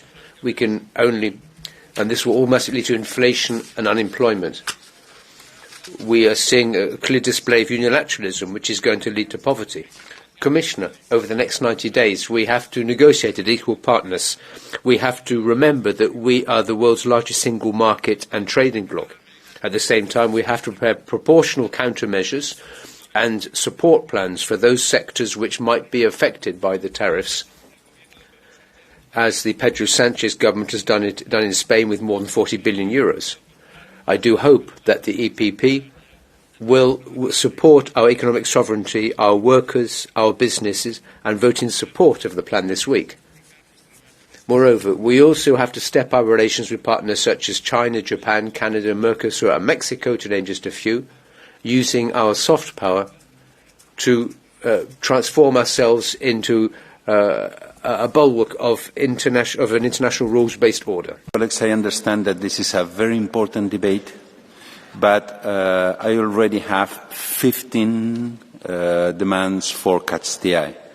So I'm going to close from now on the blue cards and as well the option of catch the eye. The list is closed. Madam Speaker. Ja, sehr geehrte Damen und Herren, es ist Ladies and gentlemen, it's absolutely astonishing the way Europe is heading for the wall.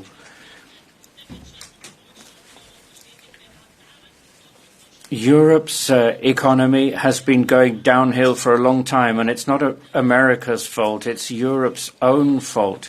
You have been strangling businesses in the Green Deal or the Green Disaster, energy policy, supply chain policy, emissions trading certificates, all this bureaucracy and over-regulation. This is the biggest de-industrialization of Europe ever, and the European Commission strategy is, well, nothing.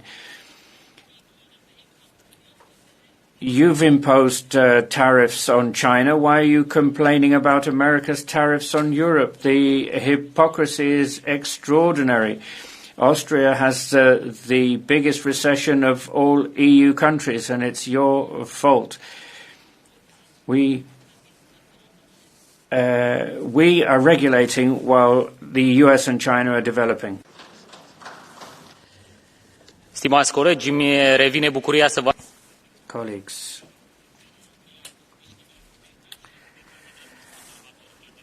I'm glad that the first round of the Romanian elections was won by a convinced pro-American from my own party, George Szymon. I really don't understand this hysteria about tariffs. What the Republican administration in Washington is doing is to wake up to the reality, whereas Europe is asleep at the wheel.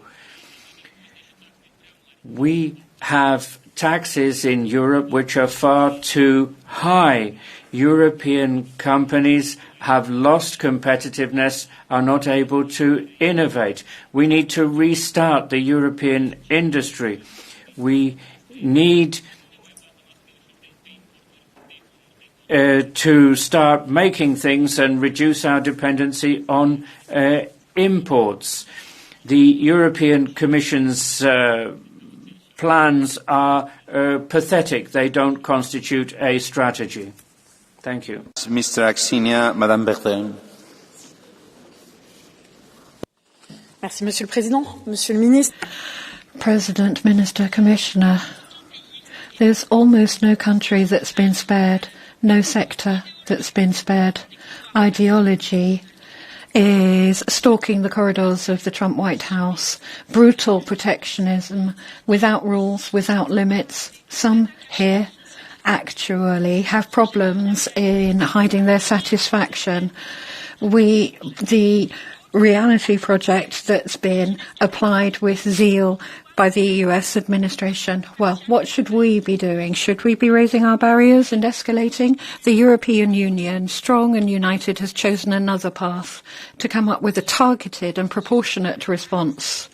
And at the moment, this has been paused so as to show we're not opposed to dialogue. Commissioner, as long as you are clearly and firmly defending international prosperity and European interests, I will support you. And while you are also prepared to use all of the tools that we have built together, this is an opportunity to deepen our industrial policy in Europe with massive investment, but also to reinforce our partnerships, to diversify our alliances so that we can build a stable, fair, sustainable trade order. Thank you. Mr. Zdrojewski. Panie Przewodniczący, Panie Komisarzu. Mr. President, Commissioner, Minister, we all know very well that decisions on taxes and tariffs should not be taken from one day to the next. Products have complex supply chains. Products don't come into being overnight. Production needs stability. Businesses need to estimate their costs on the basis of some kind of stability. Transport also requires time, the transport of products. What is important is for decisions of this kind in future to be taken with some lead time. We don't want to demolish the world economy. I want to thank the Polish presidency. I'm very proud of the work of the Polish presidency, the Polish government. I want to congratulate Minister Szłapka. He's always been here. I look forward to seeing you next month, and then we'll have the Danish presidency. You have the floor. Merci. Thank you. Commissioner, ladies and gentlemen. The President of the United States is a bully. He sees the world as his school playground. But when you're faced with a bully, there's no point in looking away. There's no point in just trying to dodge his blows. We have to show that Europe is strong. Rather than a traditional approach of saying, if you place tax on my will, we'll tax your whiskey, a very expensive approach which won't dissuade Trump, let's adopt a targeted approach at the heart of his empire, digital services, at the heart of the so-called Trumpist oligarchy. Let's finally use the strength of our market. Let's implement the digital law so as to face down Amazon and the other digital giants. The historical moment we're experiencing is the emergence of a European sovereign power when it comes to industry and business. This birth is also an act of divorce. The choices we make now will be a defining characteristic of the nature of Europe for the next decades. The status quo has become impossible. This means we have to move on.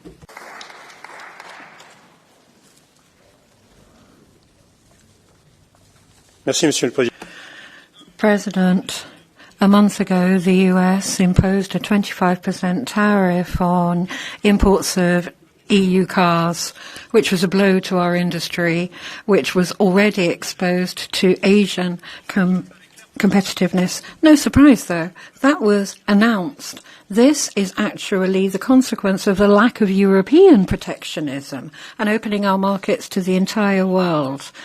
The European Commission has actually destroyed our industries. It's sacrificed them.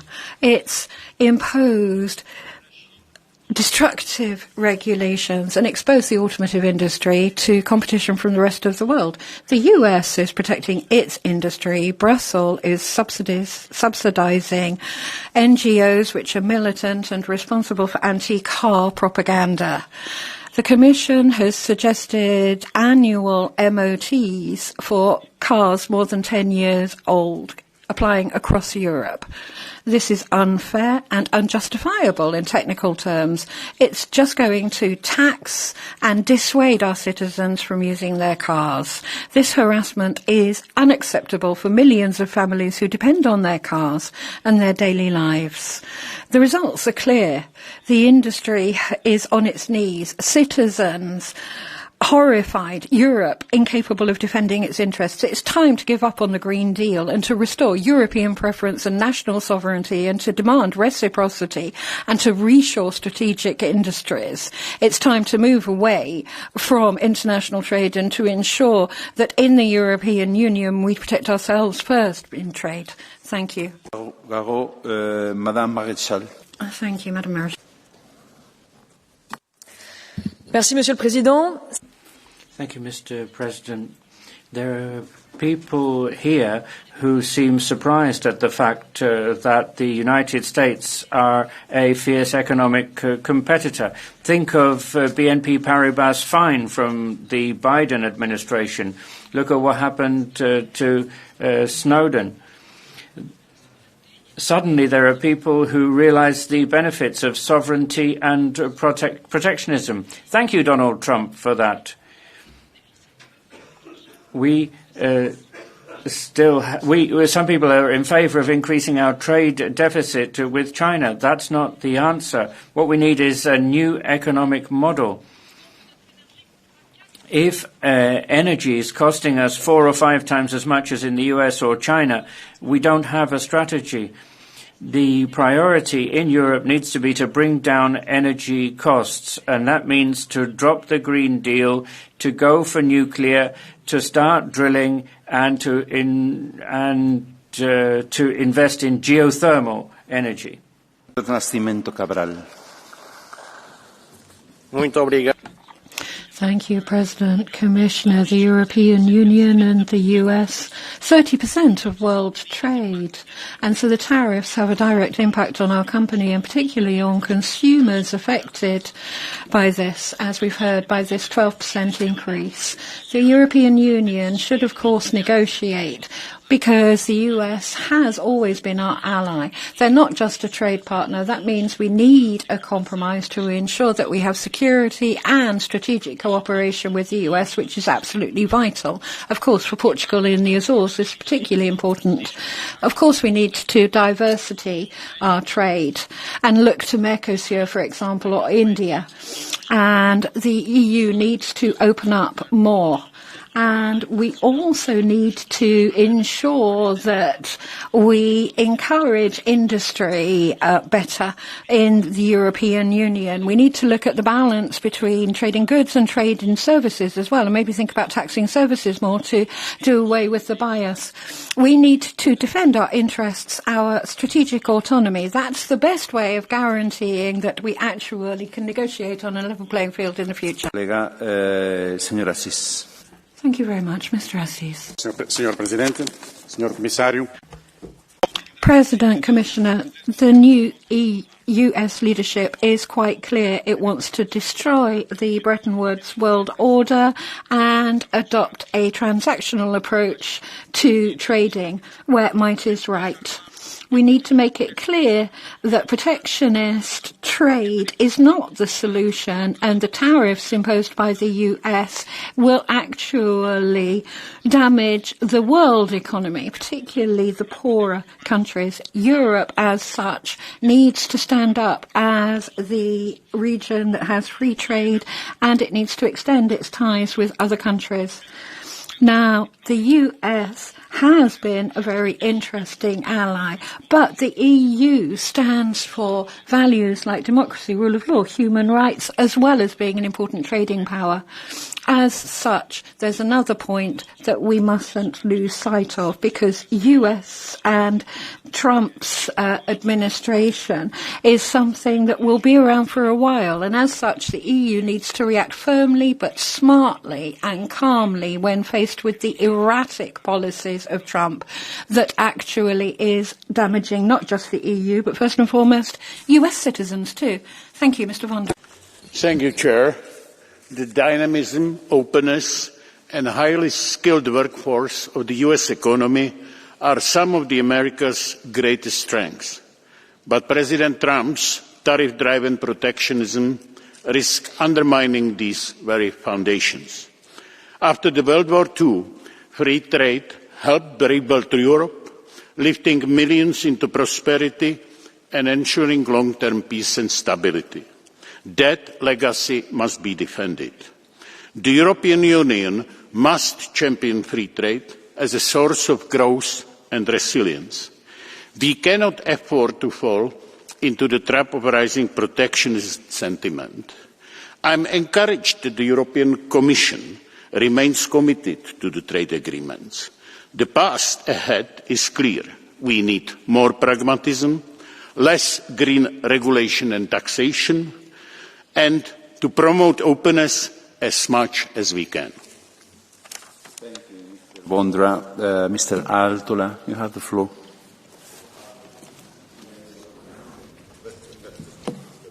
Honourable members, the recent tariffs imposed by the United States strike at the heart of fair and open transatlantic trade. These measures are already hurting European industries, disrupting supply chains and shaking investor and consumer confidence. The European Union has responded responsibly, suspending countermeasures for 90 days to allow for negotiations.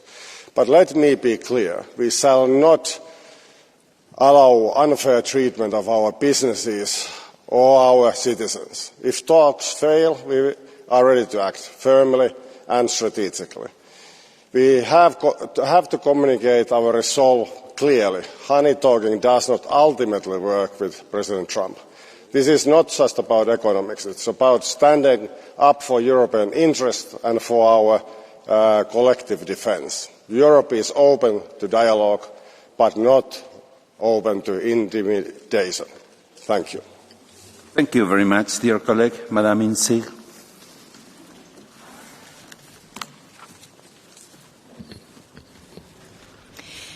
To the President of USA, Trump, you are a loser.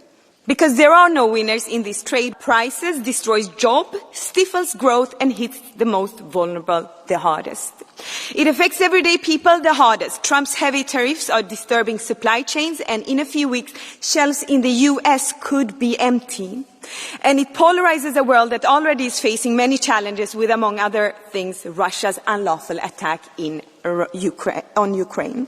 Trade barriers should be dismantled not built. As the United States retreats from the global stage, turning its back on the very order it helped build after the Second World War, Europe must step up.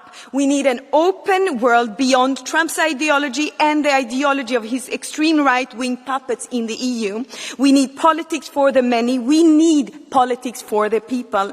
We must strengthen our relationship with other like-minded, Ukraine, Australia, Canada, Japan, India, Brazil, Mexico, and many, many others. Through unity, we will ensure that also today's craziness will soon pass, and openness, cooperation, and freedom will prevail. Thank you very much, Madam Insir. Mr. Torselli.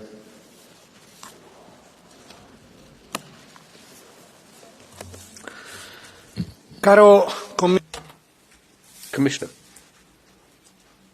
I think that this discussion on trade relations between the EU and US should be examined from two viewpoints. First of all, for those, and I hope we all agree, believe that the European Union should send out a clear message to to our partners on the other side of the Atlantic. The second viewpoint is that we can't just enter into a power struggle.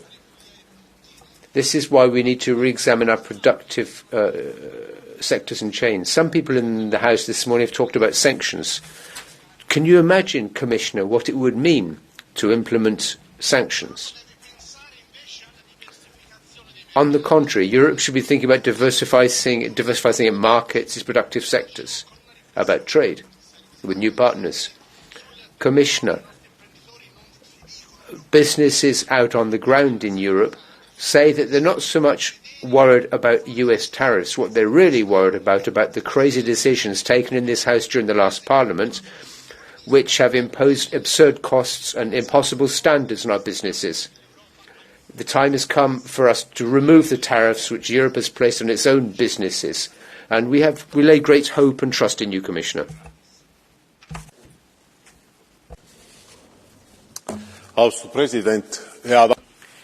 Mr. President, Commissioner, colleagues, EU-US trade relations have for years been part and parcel of our strength. Last year, this trade totaled an impressive €865 billion. We also have in common shared values, democracy, rule of law, and the market economy. Imposing trade tariffs threatens to disrupt our cooperation. There's still a great deal of confusion around, yet this is not the time for us to be offended or become emotional. Europe should remain united and resolute. As representative of Estonia, a small country with an open economy, I say clearly, we need rules-based trade, not arbitrary tariff walls. We should also not allow our businesses and our workers to suffer under unjust pressure. I support the European Commission's efforts to find the best possible solution through negotiation. At the same time, we need to strengthen our internal market, reduce strategic dependencies and build new international partnerships. Thank you. Mr. Christa. You have the floor.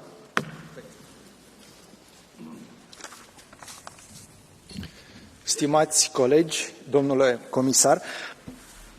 Colleagues, Commissioner, there's a dangerous road ahead potentially with our American friends. We have a structural asymmetry in terms of principles, values and interests. We're no longer aligned, and the prospects are not good. These tariffs are an expression of a deep social crisis in the United States, a social crisis as a result of the unequal distribution of wealth in the United States, the greatest inequality of wealth distribution since the French Revolution.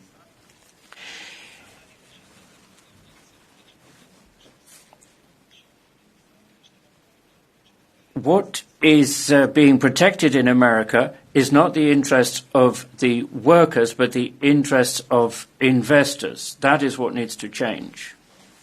Thank you, dear Madam Wells. The audiovisual industry is worth over $1 billion to Ireland's economy. From actor Rob Lowe to Variety magazine, the world recognises our island as a global production powerhouse. Trump's latest threat to slap 1,000% or 100% tariff on foreign movies could wipe out our film industry in an instant. Over 16,000 jobs, many in rural Ireland, hang in the balance. A far cry from Hollywood's drama. The livelihoods of many of my constituents are in doubt as we sit here and debate this morning. Unsurprisingly, this latest policy seems unworkable, given the international and entwined web of investors, labour and revenue. How can one even define a foreign film in this day and age? As time has taught us, there is always scope for a rollback from the Trump administration. However, while we may hope for such courage, we cannot be complacent or naive. I'm calling on the Commission and our Member States to act with urgency and seek the answers from the US on the policy over the coming days and weeks. Thank you very much, dear colleague. Mr. Pikula, you have the floor. Thank you, Mr. President.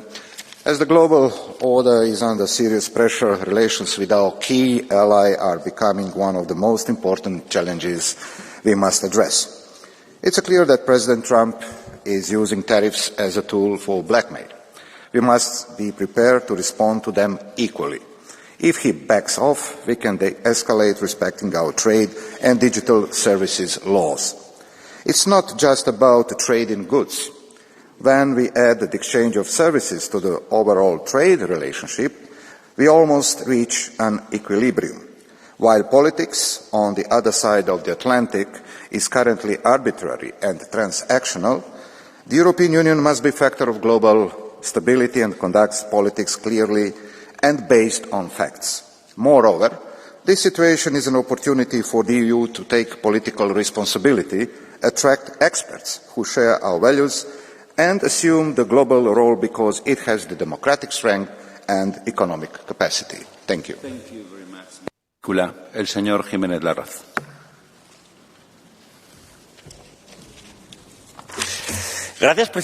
Thank you, President.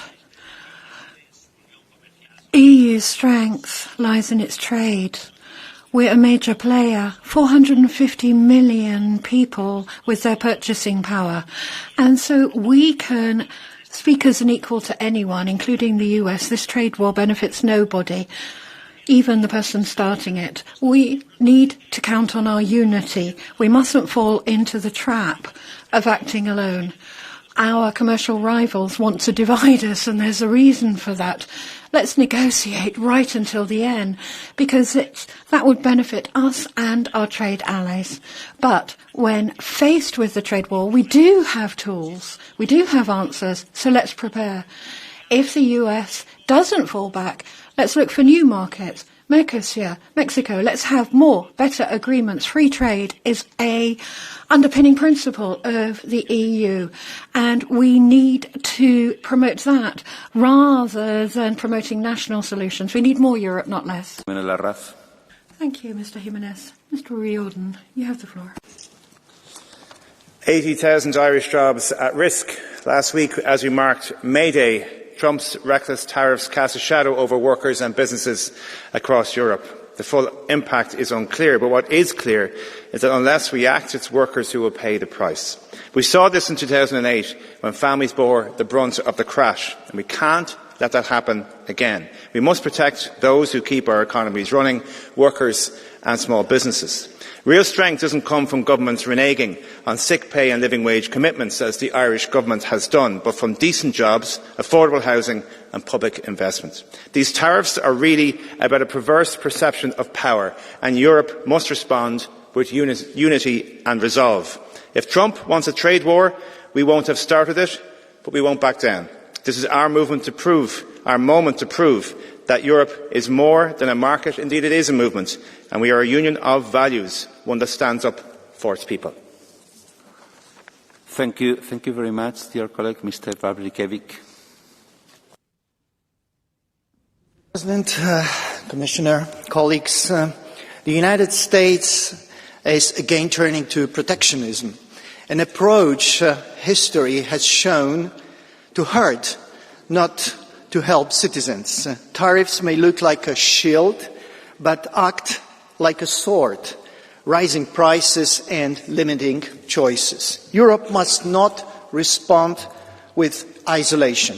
Our strength is openness, competitiveness, and fair trade partnership. Instead of building walls, let's deepen ties with democratic allies from Canada and Australia to Japan. And at the same time, maintain relations with the United States as much as economic profitability allows. Let's not allow others' short-term thinking to define our future. Free trade is not naive. It's in Europe's best interest. Thank you. Thank you very much, Madam Camberry. Mr. President, Commissioner, the EU and the US economic relationship is built on decades of cooperation and mutual success. However, when our industries, farmers and SMEs face unfair trade measures, Europe must respond. We are strongest when united. Acting together, we send a clear signal that we will not be divided or weakened by economic pressure. Our response must be twofold. We must look towards our own internal market. Europe must prioritise becoming more competitive, resilient and decisive. That means investing in innovation, cutting red tape and creating a genuine market for capital. And we must also look to new horizons by securing new but fair trade agreements that open doors for our consumers and businesses. We have already proven that a united voice, a united Europe, is the only way forward. Thank you, Madam. Señor De Meo. Grazie, Presidente. Thank you, President. Commissioner. The recent tensions in the field of trade with the US remind us just how fragile the European economy can be and how important it is for us to speak out with a single and strong European voice. Faced with the unilateral measures which are damaging in great swathes of our economy, the EU's response cannot be to either hesitate or to split. We have to define a clear and fully supported strategy. We have to remove internal barriers which hold back the internal market. We have to step up investment in our competitivity and technology development. Our real objective, however, should be more ambitious. We should build a structured economic relationship with the US and Canada, a zero-tariff zone with shared common rules which will benefit consumers and businesses. We can't limit ourselves to following the choices made by others. The EU must ensure it be a leader when it comes to world trade policy. We have to speak with a single voice, strengthen our own economic sovereignty and make this more sustainable. Europe should no longer simply follow, we must lead. Thank you, President. Thank you, Commissioner. Colleagues. 90 days does give us an opportunity, and I think that the EU is reacting correctly, firmly. Clearly, trade words don't benefit anyone, but the US doesn't know that, although it's learning it. In 2008, the situation was different. Now, tariff policy should be providing us with stability rather than giving China opportunities. And of course, we shouldn't either bow to Trump. The EU is fundamental. And tariffs are obviously an area where we need to work because we can't have tariffs on bourbon or on wine. We need to ensure that those are withdrawn. As Letta and Draghi both said, we actually should be working on simplification in a lot of sectors, including the agri-food sector. We need to guarantee food sovereignty so as to ensure more resilience.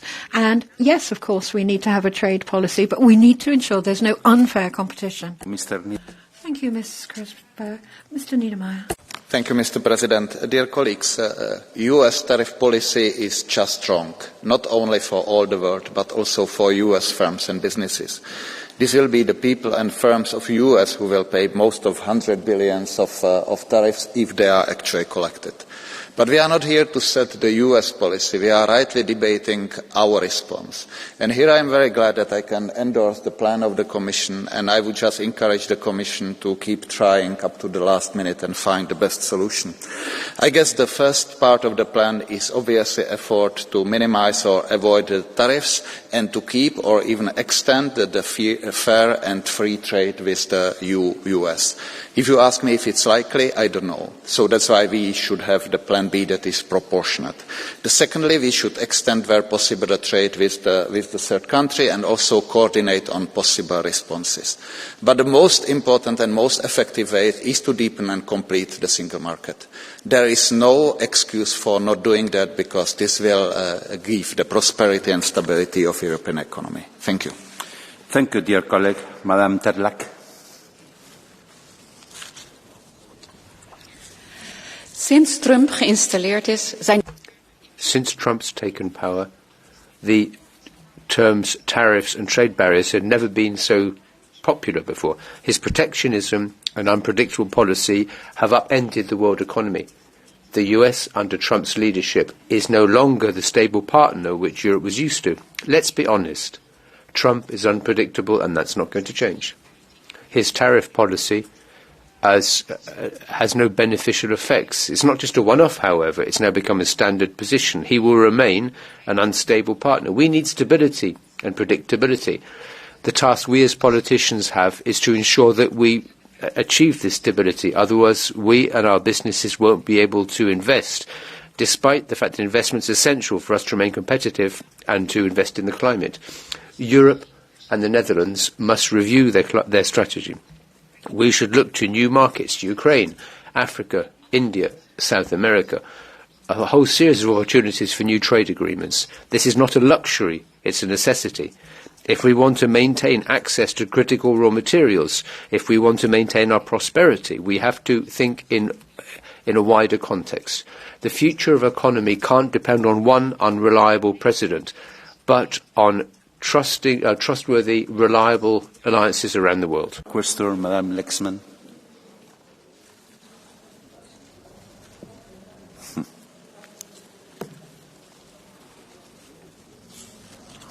Ďakujem za slovo. Thank you. Colleagues, Commissioner, this week we commemorate the 80th anniversary of the end of the Second World War. Europe as we know it was built on a strong transatlantic alliance built on shared values. They helped us defend ourselves against totalitarian regimes.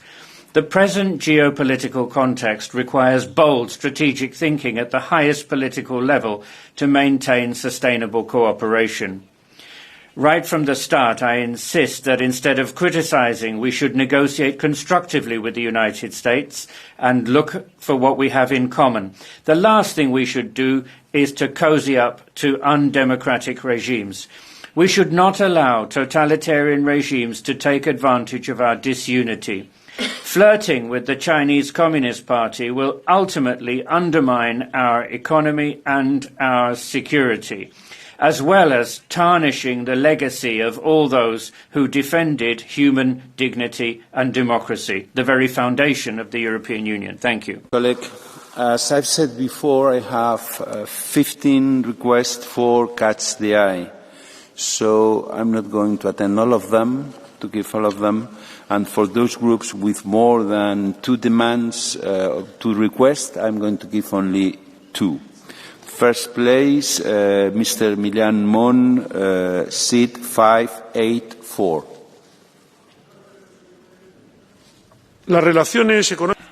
Economic relations between the EU and the US are the most important in the world. Not just trade in goods, but in services and investment. The figures show the links between the economies that benefit both of them. A tariff war is not good for consumers, workers, companies, or the economy in general. It only benefits inflation. As buoyant an economy as the US used to have, actually registered 0.3% fall over the last quarter, and it could enter into recession this quarter. We need to continue negotiations with Washington. The EU should be putting forward a positive and ambitious agenda for the US. Trade in energy, technology, and also covering challenges like trade with China. And why not public procurement? We tried to conclude TTIP 10 years ago, unsuccessfully. What a shame. So I think we need to continue to diversify our economic and trade relations through agreements such as Mercosur and with Mexico and Asian countries like India. And we shouldn't forget, Commissioner, that we need to deepen the internal market as requested in the letter report last year. Thank you, Mr. Myanmar. Ms. Rapini. Seat 542. Yeah, you have the floor. Domnule comisar. Commissioner, Mr. President, colleagues, what we're discussing today is extremely important from the point of view of the future of the European Union. Commissioner, you need a strong negotiating position. This is important for the negotiating team. If we don't have a strong single market, there's no point going into this negotiation. We need to develop Europe's industry. We need people buying European products. This is it's for Trump to decide. But what are we bringing to the negotiating table? We need solid arguments. We need to show that the internal market is important, it's attractive to the United States, and we need to have a win-win situation. We need huge volumes of investments, but I don't see an agenda. What sort of arguments are you going to take to this negotiation? I don't really understand. Mr. Tinkinen.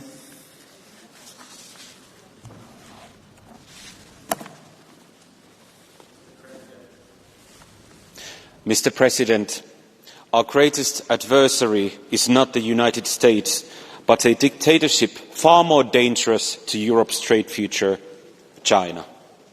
It is quite astonishing that some in Europe have started to seek closer cooperation with the Chinese dictatorship as a response for the US. You are willing to turn a blind eye to what China presents just to get to show your middle fingers to the other side of the Atlantic. Are you really that childish?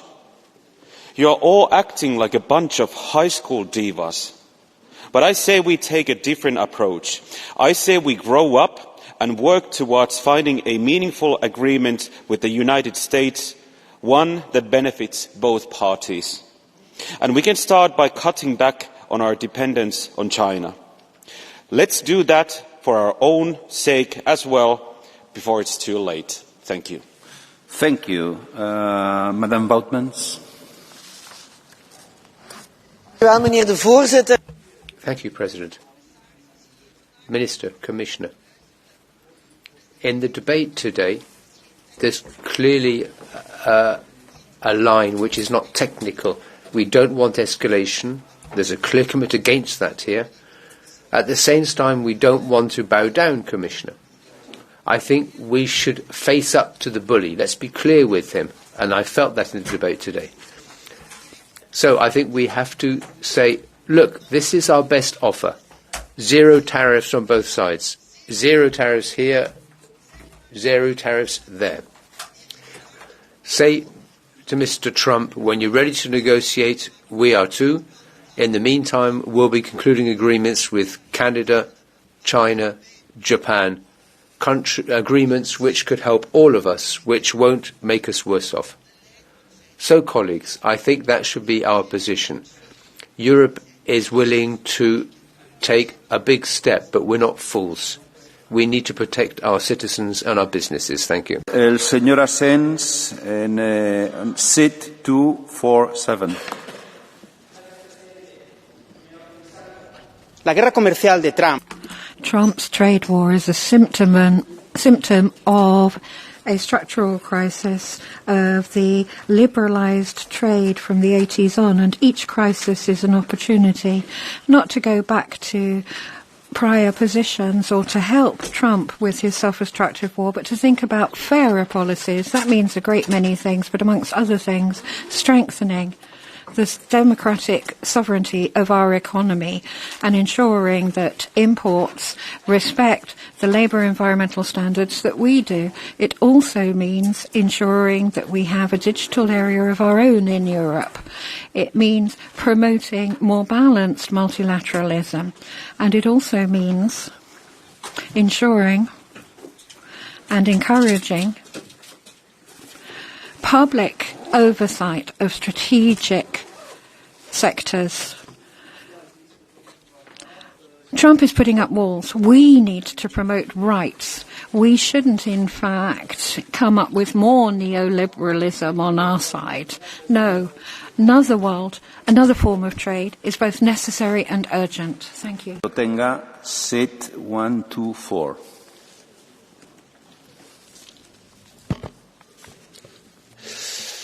Thank you, Mr. Commissioner Šefčovič. I read your remarks in the press, and I sometimes wonder, is there a Eurovision contest for being Washington's best lapdog? Because honestly, Trump threatens us, and your reaction is, well, we might import more shale gas. Yes, that's going to cost us very, very dearly. Our workers will pay more. It's going to pollute our planet, but we'll do it. Please be nice to us. The agricultural produce, I think you spoke about more beans on the EU market. Why do we want to reward him? Or China? You say, yes, let's be tougher on China. This will mean increased prices for European consumers and less access potentially to technology for our economy. Now I think if you really want to react to what Trump is doing and what you would do if you'd be attacked by, I don't know, China with a trade war, Russia or whatever, would be to invest in our own infrastructure. Why don't we take, I don't know, public energy companies? You know, they can guarantee cheap, affordable energy to industries and to workers. Or diversify our relations also with China and with all these other countries that have been mentioned. That is the strategy and that is what we need. Thank you. Thank you very much. Mr. Papadakis, seat 811. Η επιβολή δασμών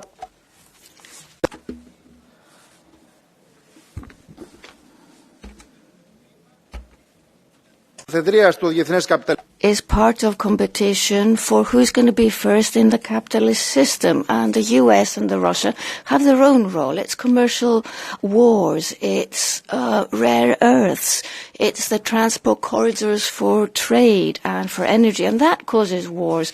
And we have huge capital being amassed to produce a new financial crisis for the capitalist system.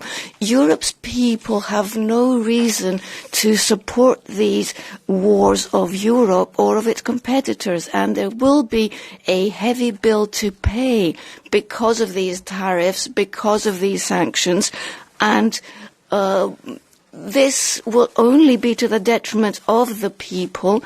And what the people should do was ask for their rights to be respected, because for the people to win, capital has to lose. Janovici Szłapka, seat 859.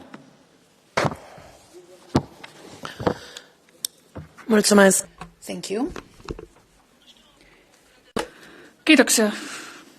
I don't know how you imagine negotiating with someone you offended immediately after he was elected. I don't know why nobody is inviting you, but I was invited by the Republicans and by the American administration in Mar-a-Lago and in Washington. And I talked to them directly. We can talk to them, but we're talking here about economy. When you hire people, when you put people on your list, do you ask them, you ask them about their sexual options instead of asking them about their economic options and about their background? With all due respect, you are destroying Europe, and Trump is defending his citizens and his country. You have destroyed Europe. You're talking about dictatorship in the United States, but you, the socialists, have you been there? I don't think there is a dictatorship in North Korea as we have in Europe, and you destroyed democracy in Romania because you interfered in our elections. We have illegal, unconstitutional elections, and you banned candidates like myself. This is what you should be doing. You should do Europe democratic. Mr. Oliveira, seat 125.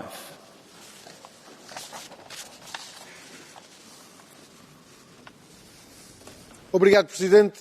Thank you, President. Commissioner Šefčovič, the response to Trump's tariffs needs to be set in three different areas. Firstly, strengthening the single market with increasing people's purchasing power and increasing wages and salaries.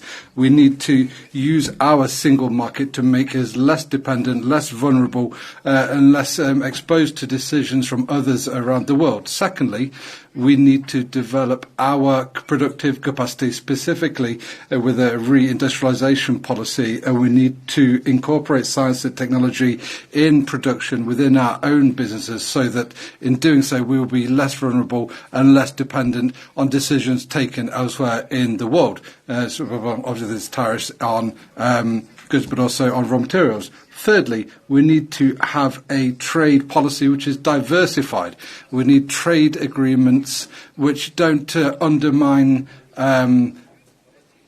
small countries just to benefit large countries. We need to find the correct manner to develop economically on basis of international cooperation. This is the best way to move forward, not a question of being Trump's lapdog. Señora Miranda, seat 186. Muito obrigada, señor presidente. A pausa do medo axa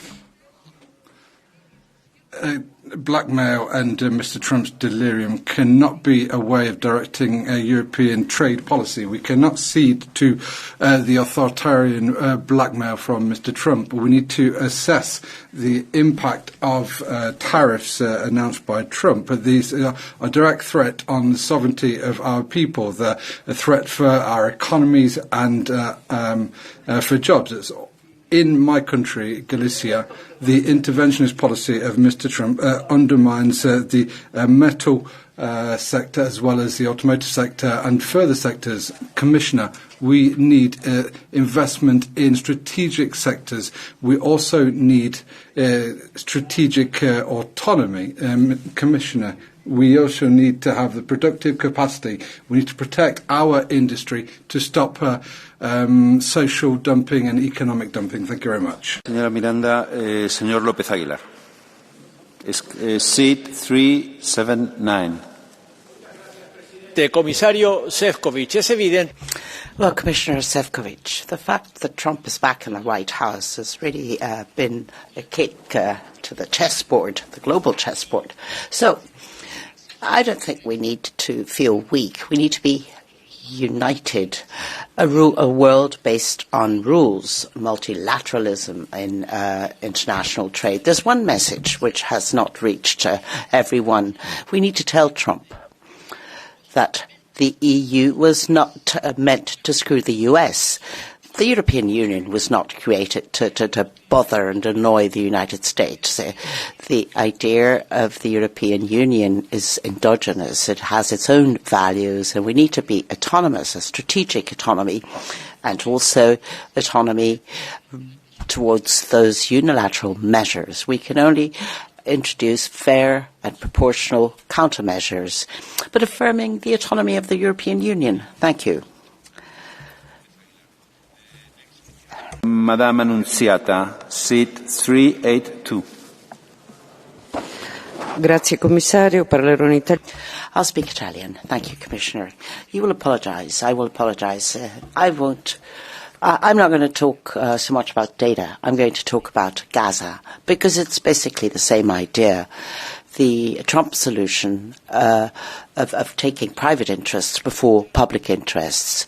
President Trump will be in Jerusalem for his very first international visit, and Netanyahu and his government has felt that this situation is a gift for him. Yesterday, the government plans to invade Gaza to kick the Palestinians out, and then to leave it up to private international organizations, NGOs, who will have to take care of the Palestinians. This is another page in our democracies. We had a policy of mediation.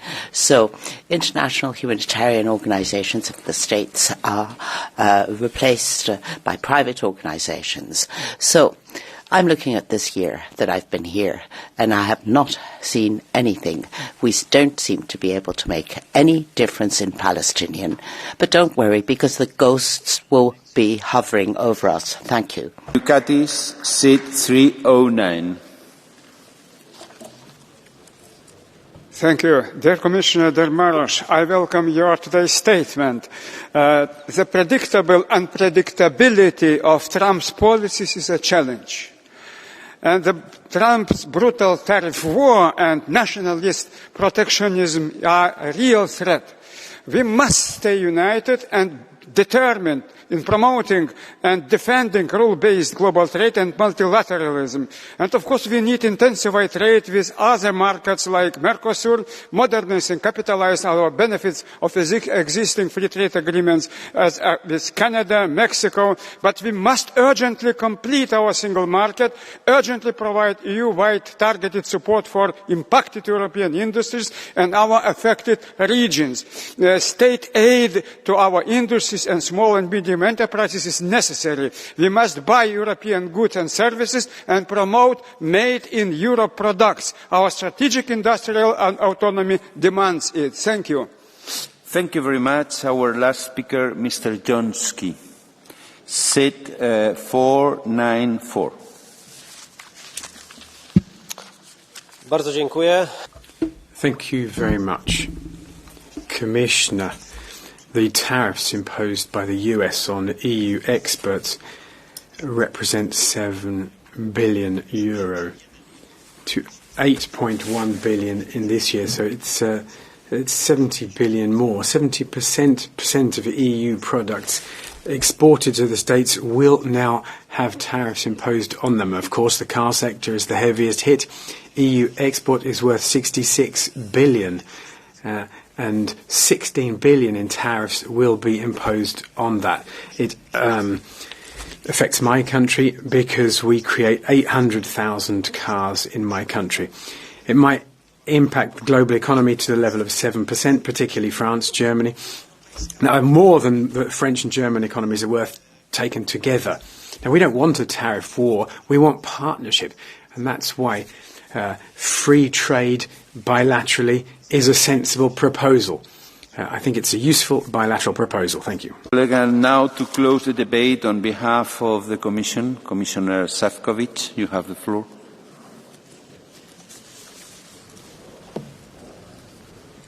Thank you very much, Mr. President, Honourable Minister, Honourable Members of the European Parliament. First and foremost, Mr. President, I would like to thank you for organising the work of this House in a way that we can have regular debates on the issue of strategic importance. Yesterday, I think we had an excellent debate on the future relationship with the United Kingdom. Today we are discussing how we should advance our negotiations and relationship with the United States of America. And I see that Chairman Lange is here. I also would like to appreciate the almost permanent interaction with the INTA committee and with all relevant committees, because clearly this is such an important issue that we have to act united, we have to work together, and we have to be properly informed, and we always seek, of course, the input and guidance from the European Parliament in these very important issues. Today's debate was one of the most profound, also one of the longest, which just reflects the importance of the topic we are discussing. And I really would like to thank all of you, because I think overall impression I've got is that we understand each other very much on how to pursue what I would describe for four-pillar policy. First one, Mr. Warborn mentioned it, but a lot of other colleagues, Mr. Procaccini, Mr. Kals, Madame Vedren, that we should use every opportunity to engage with our American partners, to negotiate and to look for fair, and I would underline, balanced solution. As you can imagine, it's not easy, but I can also reassure you that we will do our utmost to arrive at that destination, because we, as the biggest trading partner of the United States of America, with millions of jobs to be affected by these measures on both sides of the Atlantic, feel responsibility for making sure that we would find the best possible solution for both of us. Many of you proposed the ideas which, frankly, we already tested, we proposed, and we are waiting for the action from our American partners. For example, zero tariffs for cars, but also for industrial goods, looking what we can do in different certification processes just to make sure that we would make it easier for our businesses and not more complicated for them to actually profit from this biggest, most massive trade relationship on this planet. I was personally discussing with Secretary of Commerce, Mr. Latnik, and Mr. Jameson Greer, who is leading the USTR offices on multiple occasions, and we spent together dozens and dozens of hours on where we would be much stronger if we would act together. Let's tackle the dependencies if it comes to critical raw materials, if it comes to key supply materials for our medicines. Let's tackle together overcapacity in the steel sector, because I believe that these are the areas where we can clearly achieve much more together if we work as allies, as partners. So let's see what would be the reaction from our American partners. At the same time, I would like to reassure everyone, especially Mr. López Aguilar, that we do not feel weak. We do not feel under undue pressure to accept the deal which would not be fair for us. We are absolutely clear that we are the biggest trading bloc on this planet, with very strong economy and with very biggest actually the network of our free trade agreements. And we know that these negotiations might not in the end succeed despite of all our sincere efforts. So therefore, we of course are preparing for the possible and might be needed rebalancing. As you've been informed about our first set of measures, which we suspended because we wanted to create space for negotiations, so we will be continuing our preparation for the further rebalancing if needed. And I would like to reassure all of you that all options are clearly on the table. Third very important element raised by many of you is that we have to highlight that these tariffs are simply unjust, unfair, and in total breach of international commercial law. And therefore, we are also considering another options and to challenge these measures in the WTO. So we are fully aware how important this is, and I think that all trading world is looking at making sure that we will come back to the rules-based international trade, to respect of the rules for all of us, because this is how the international trade should function in the future. And the last point, and thank you very much who mentioned it so clearly, Madam van Brandt, Madam Hahn, Madam Niebler, and I appreciate also the support from Mr. Oliveira, who was highlighting the importance of diversifying our trade relations. We have to make sure that we would get the most out of 87% of the global trade. And I can tell you that our phones are not stopping ringing all the time, because everyone wants to accelerate free trade agreements, negotiations with us. Everyone wants to open it if they are not open, and we are clearly opening more avenues, and I'm sure that after this mandate, the European Commission will have much larger free trade networks than it has right now, and it will be clearly to the benefit of our workers, of our businesses, of our SMEs, because we are going to open for the new market access, and we are going to promote the European fair, sustainable way of trading. And if you allow me, on the last point, Mr. President, I totally agree with you that we need not only to look abroad, but also to look what we can do better inside of our European Union. And I think that this particular situation with the tariff, highlighting that also on our internal market, we still have too many barriers which are limiting the potential of our single market, which are making it difficult for our businesses, especially for our SMEs, to strive even more on a single market. And therefore, Executive Vice President Mr. Séjourné was clearly tasked by our President Ursula von der Leyen to focus on this like the laser beam, to remove the tariffs, to increase the potential of the single market, because that's a very strong response. This is where we could be much more forceful than in the past, and I believe that combination of all these measures would make sure that Europe will not remain only the biggest trader on this planet, but also strongest economy we have, and in a close cooperation with the partners who share the same ideals, the same principles if it comes to international trading. Thank you very much, Mr. President. Thank you very much, Mr. Šefčovič. On behalf of the Council, Minister Szłapka. Thank you very much, Mr. President, Mr. Commissioner, honourable members. Thank you very much for this debate. Despite current difficulties, the US is our strategic partner and ally, and our trade and investment relationship remains a key importance. The sheer unpredictability of the current trade and investment environment is detrimental to both the EU and the US, as well as globally. We therefore remain committed to engaging and finding the fair and mutually balanced negotiated solution. At the same time, we need to focus on ourselves, what we can do more to help our industry to enhance competitiveness and spur economic growth in the EU. The unity has characterised our approach so far, and I believe it will remain our key asset also in the future. Under any scenario, we are determined to promote our common interest and defend our legitimate rights.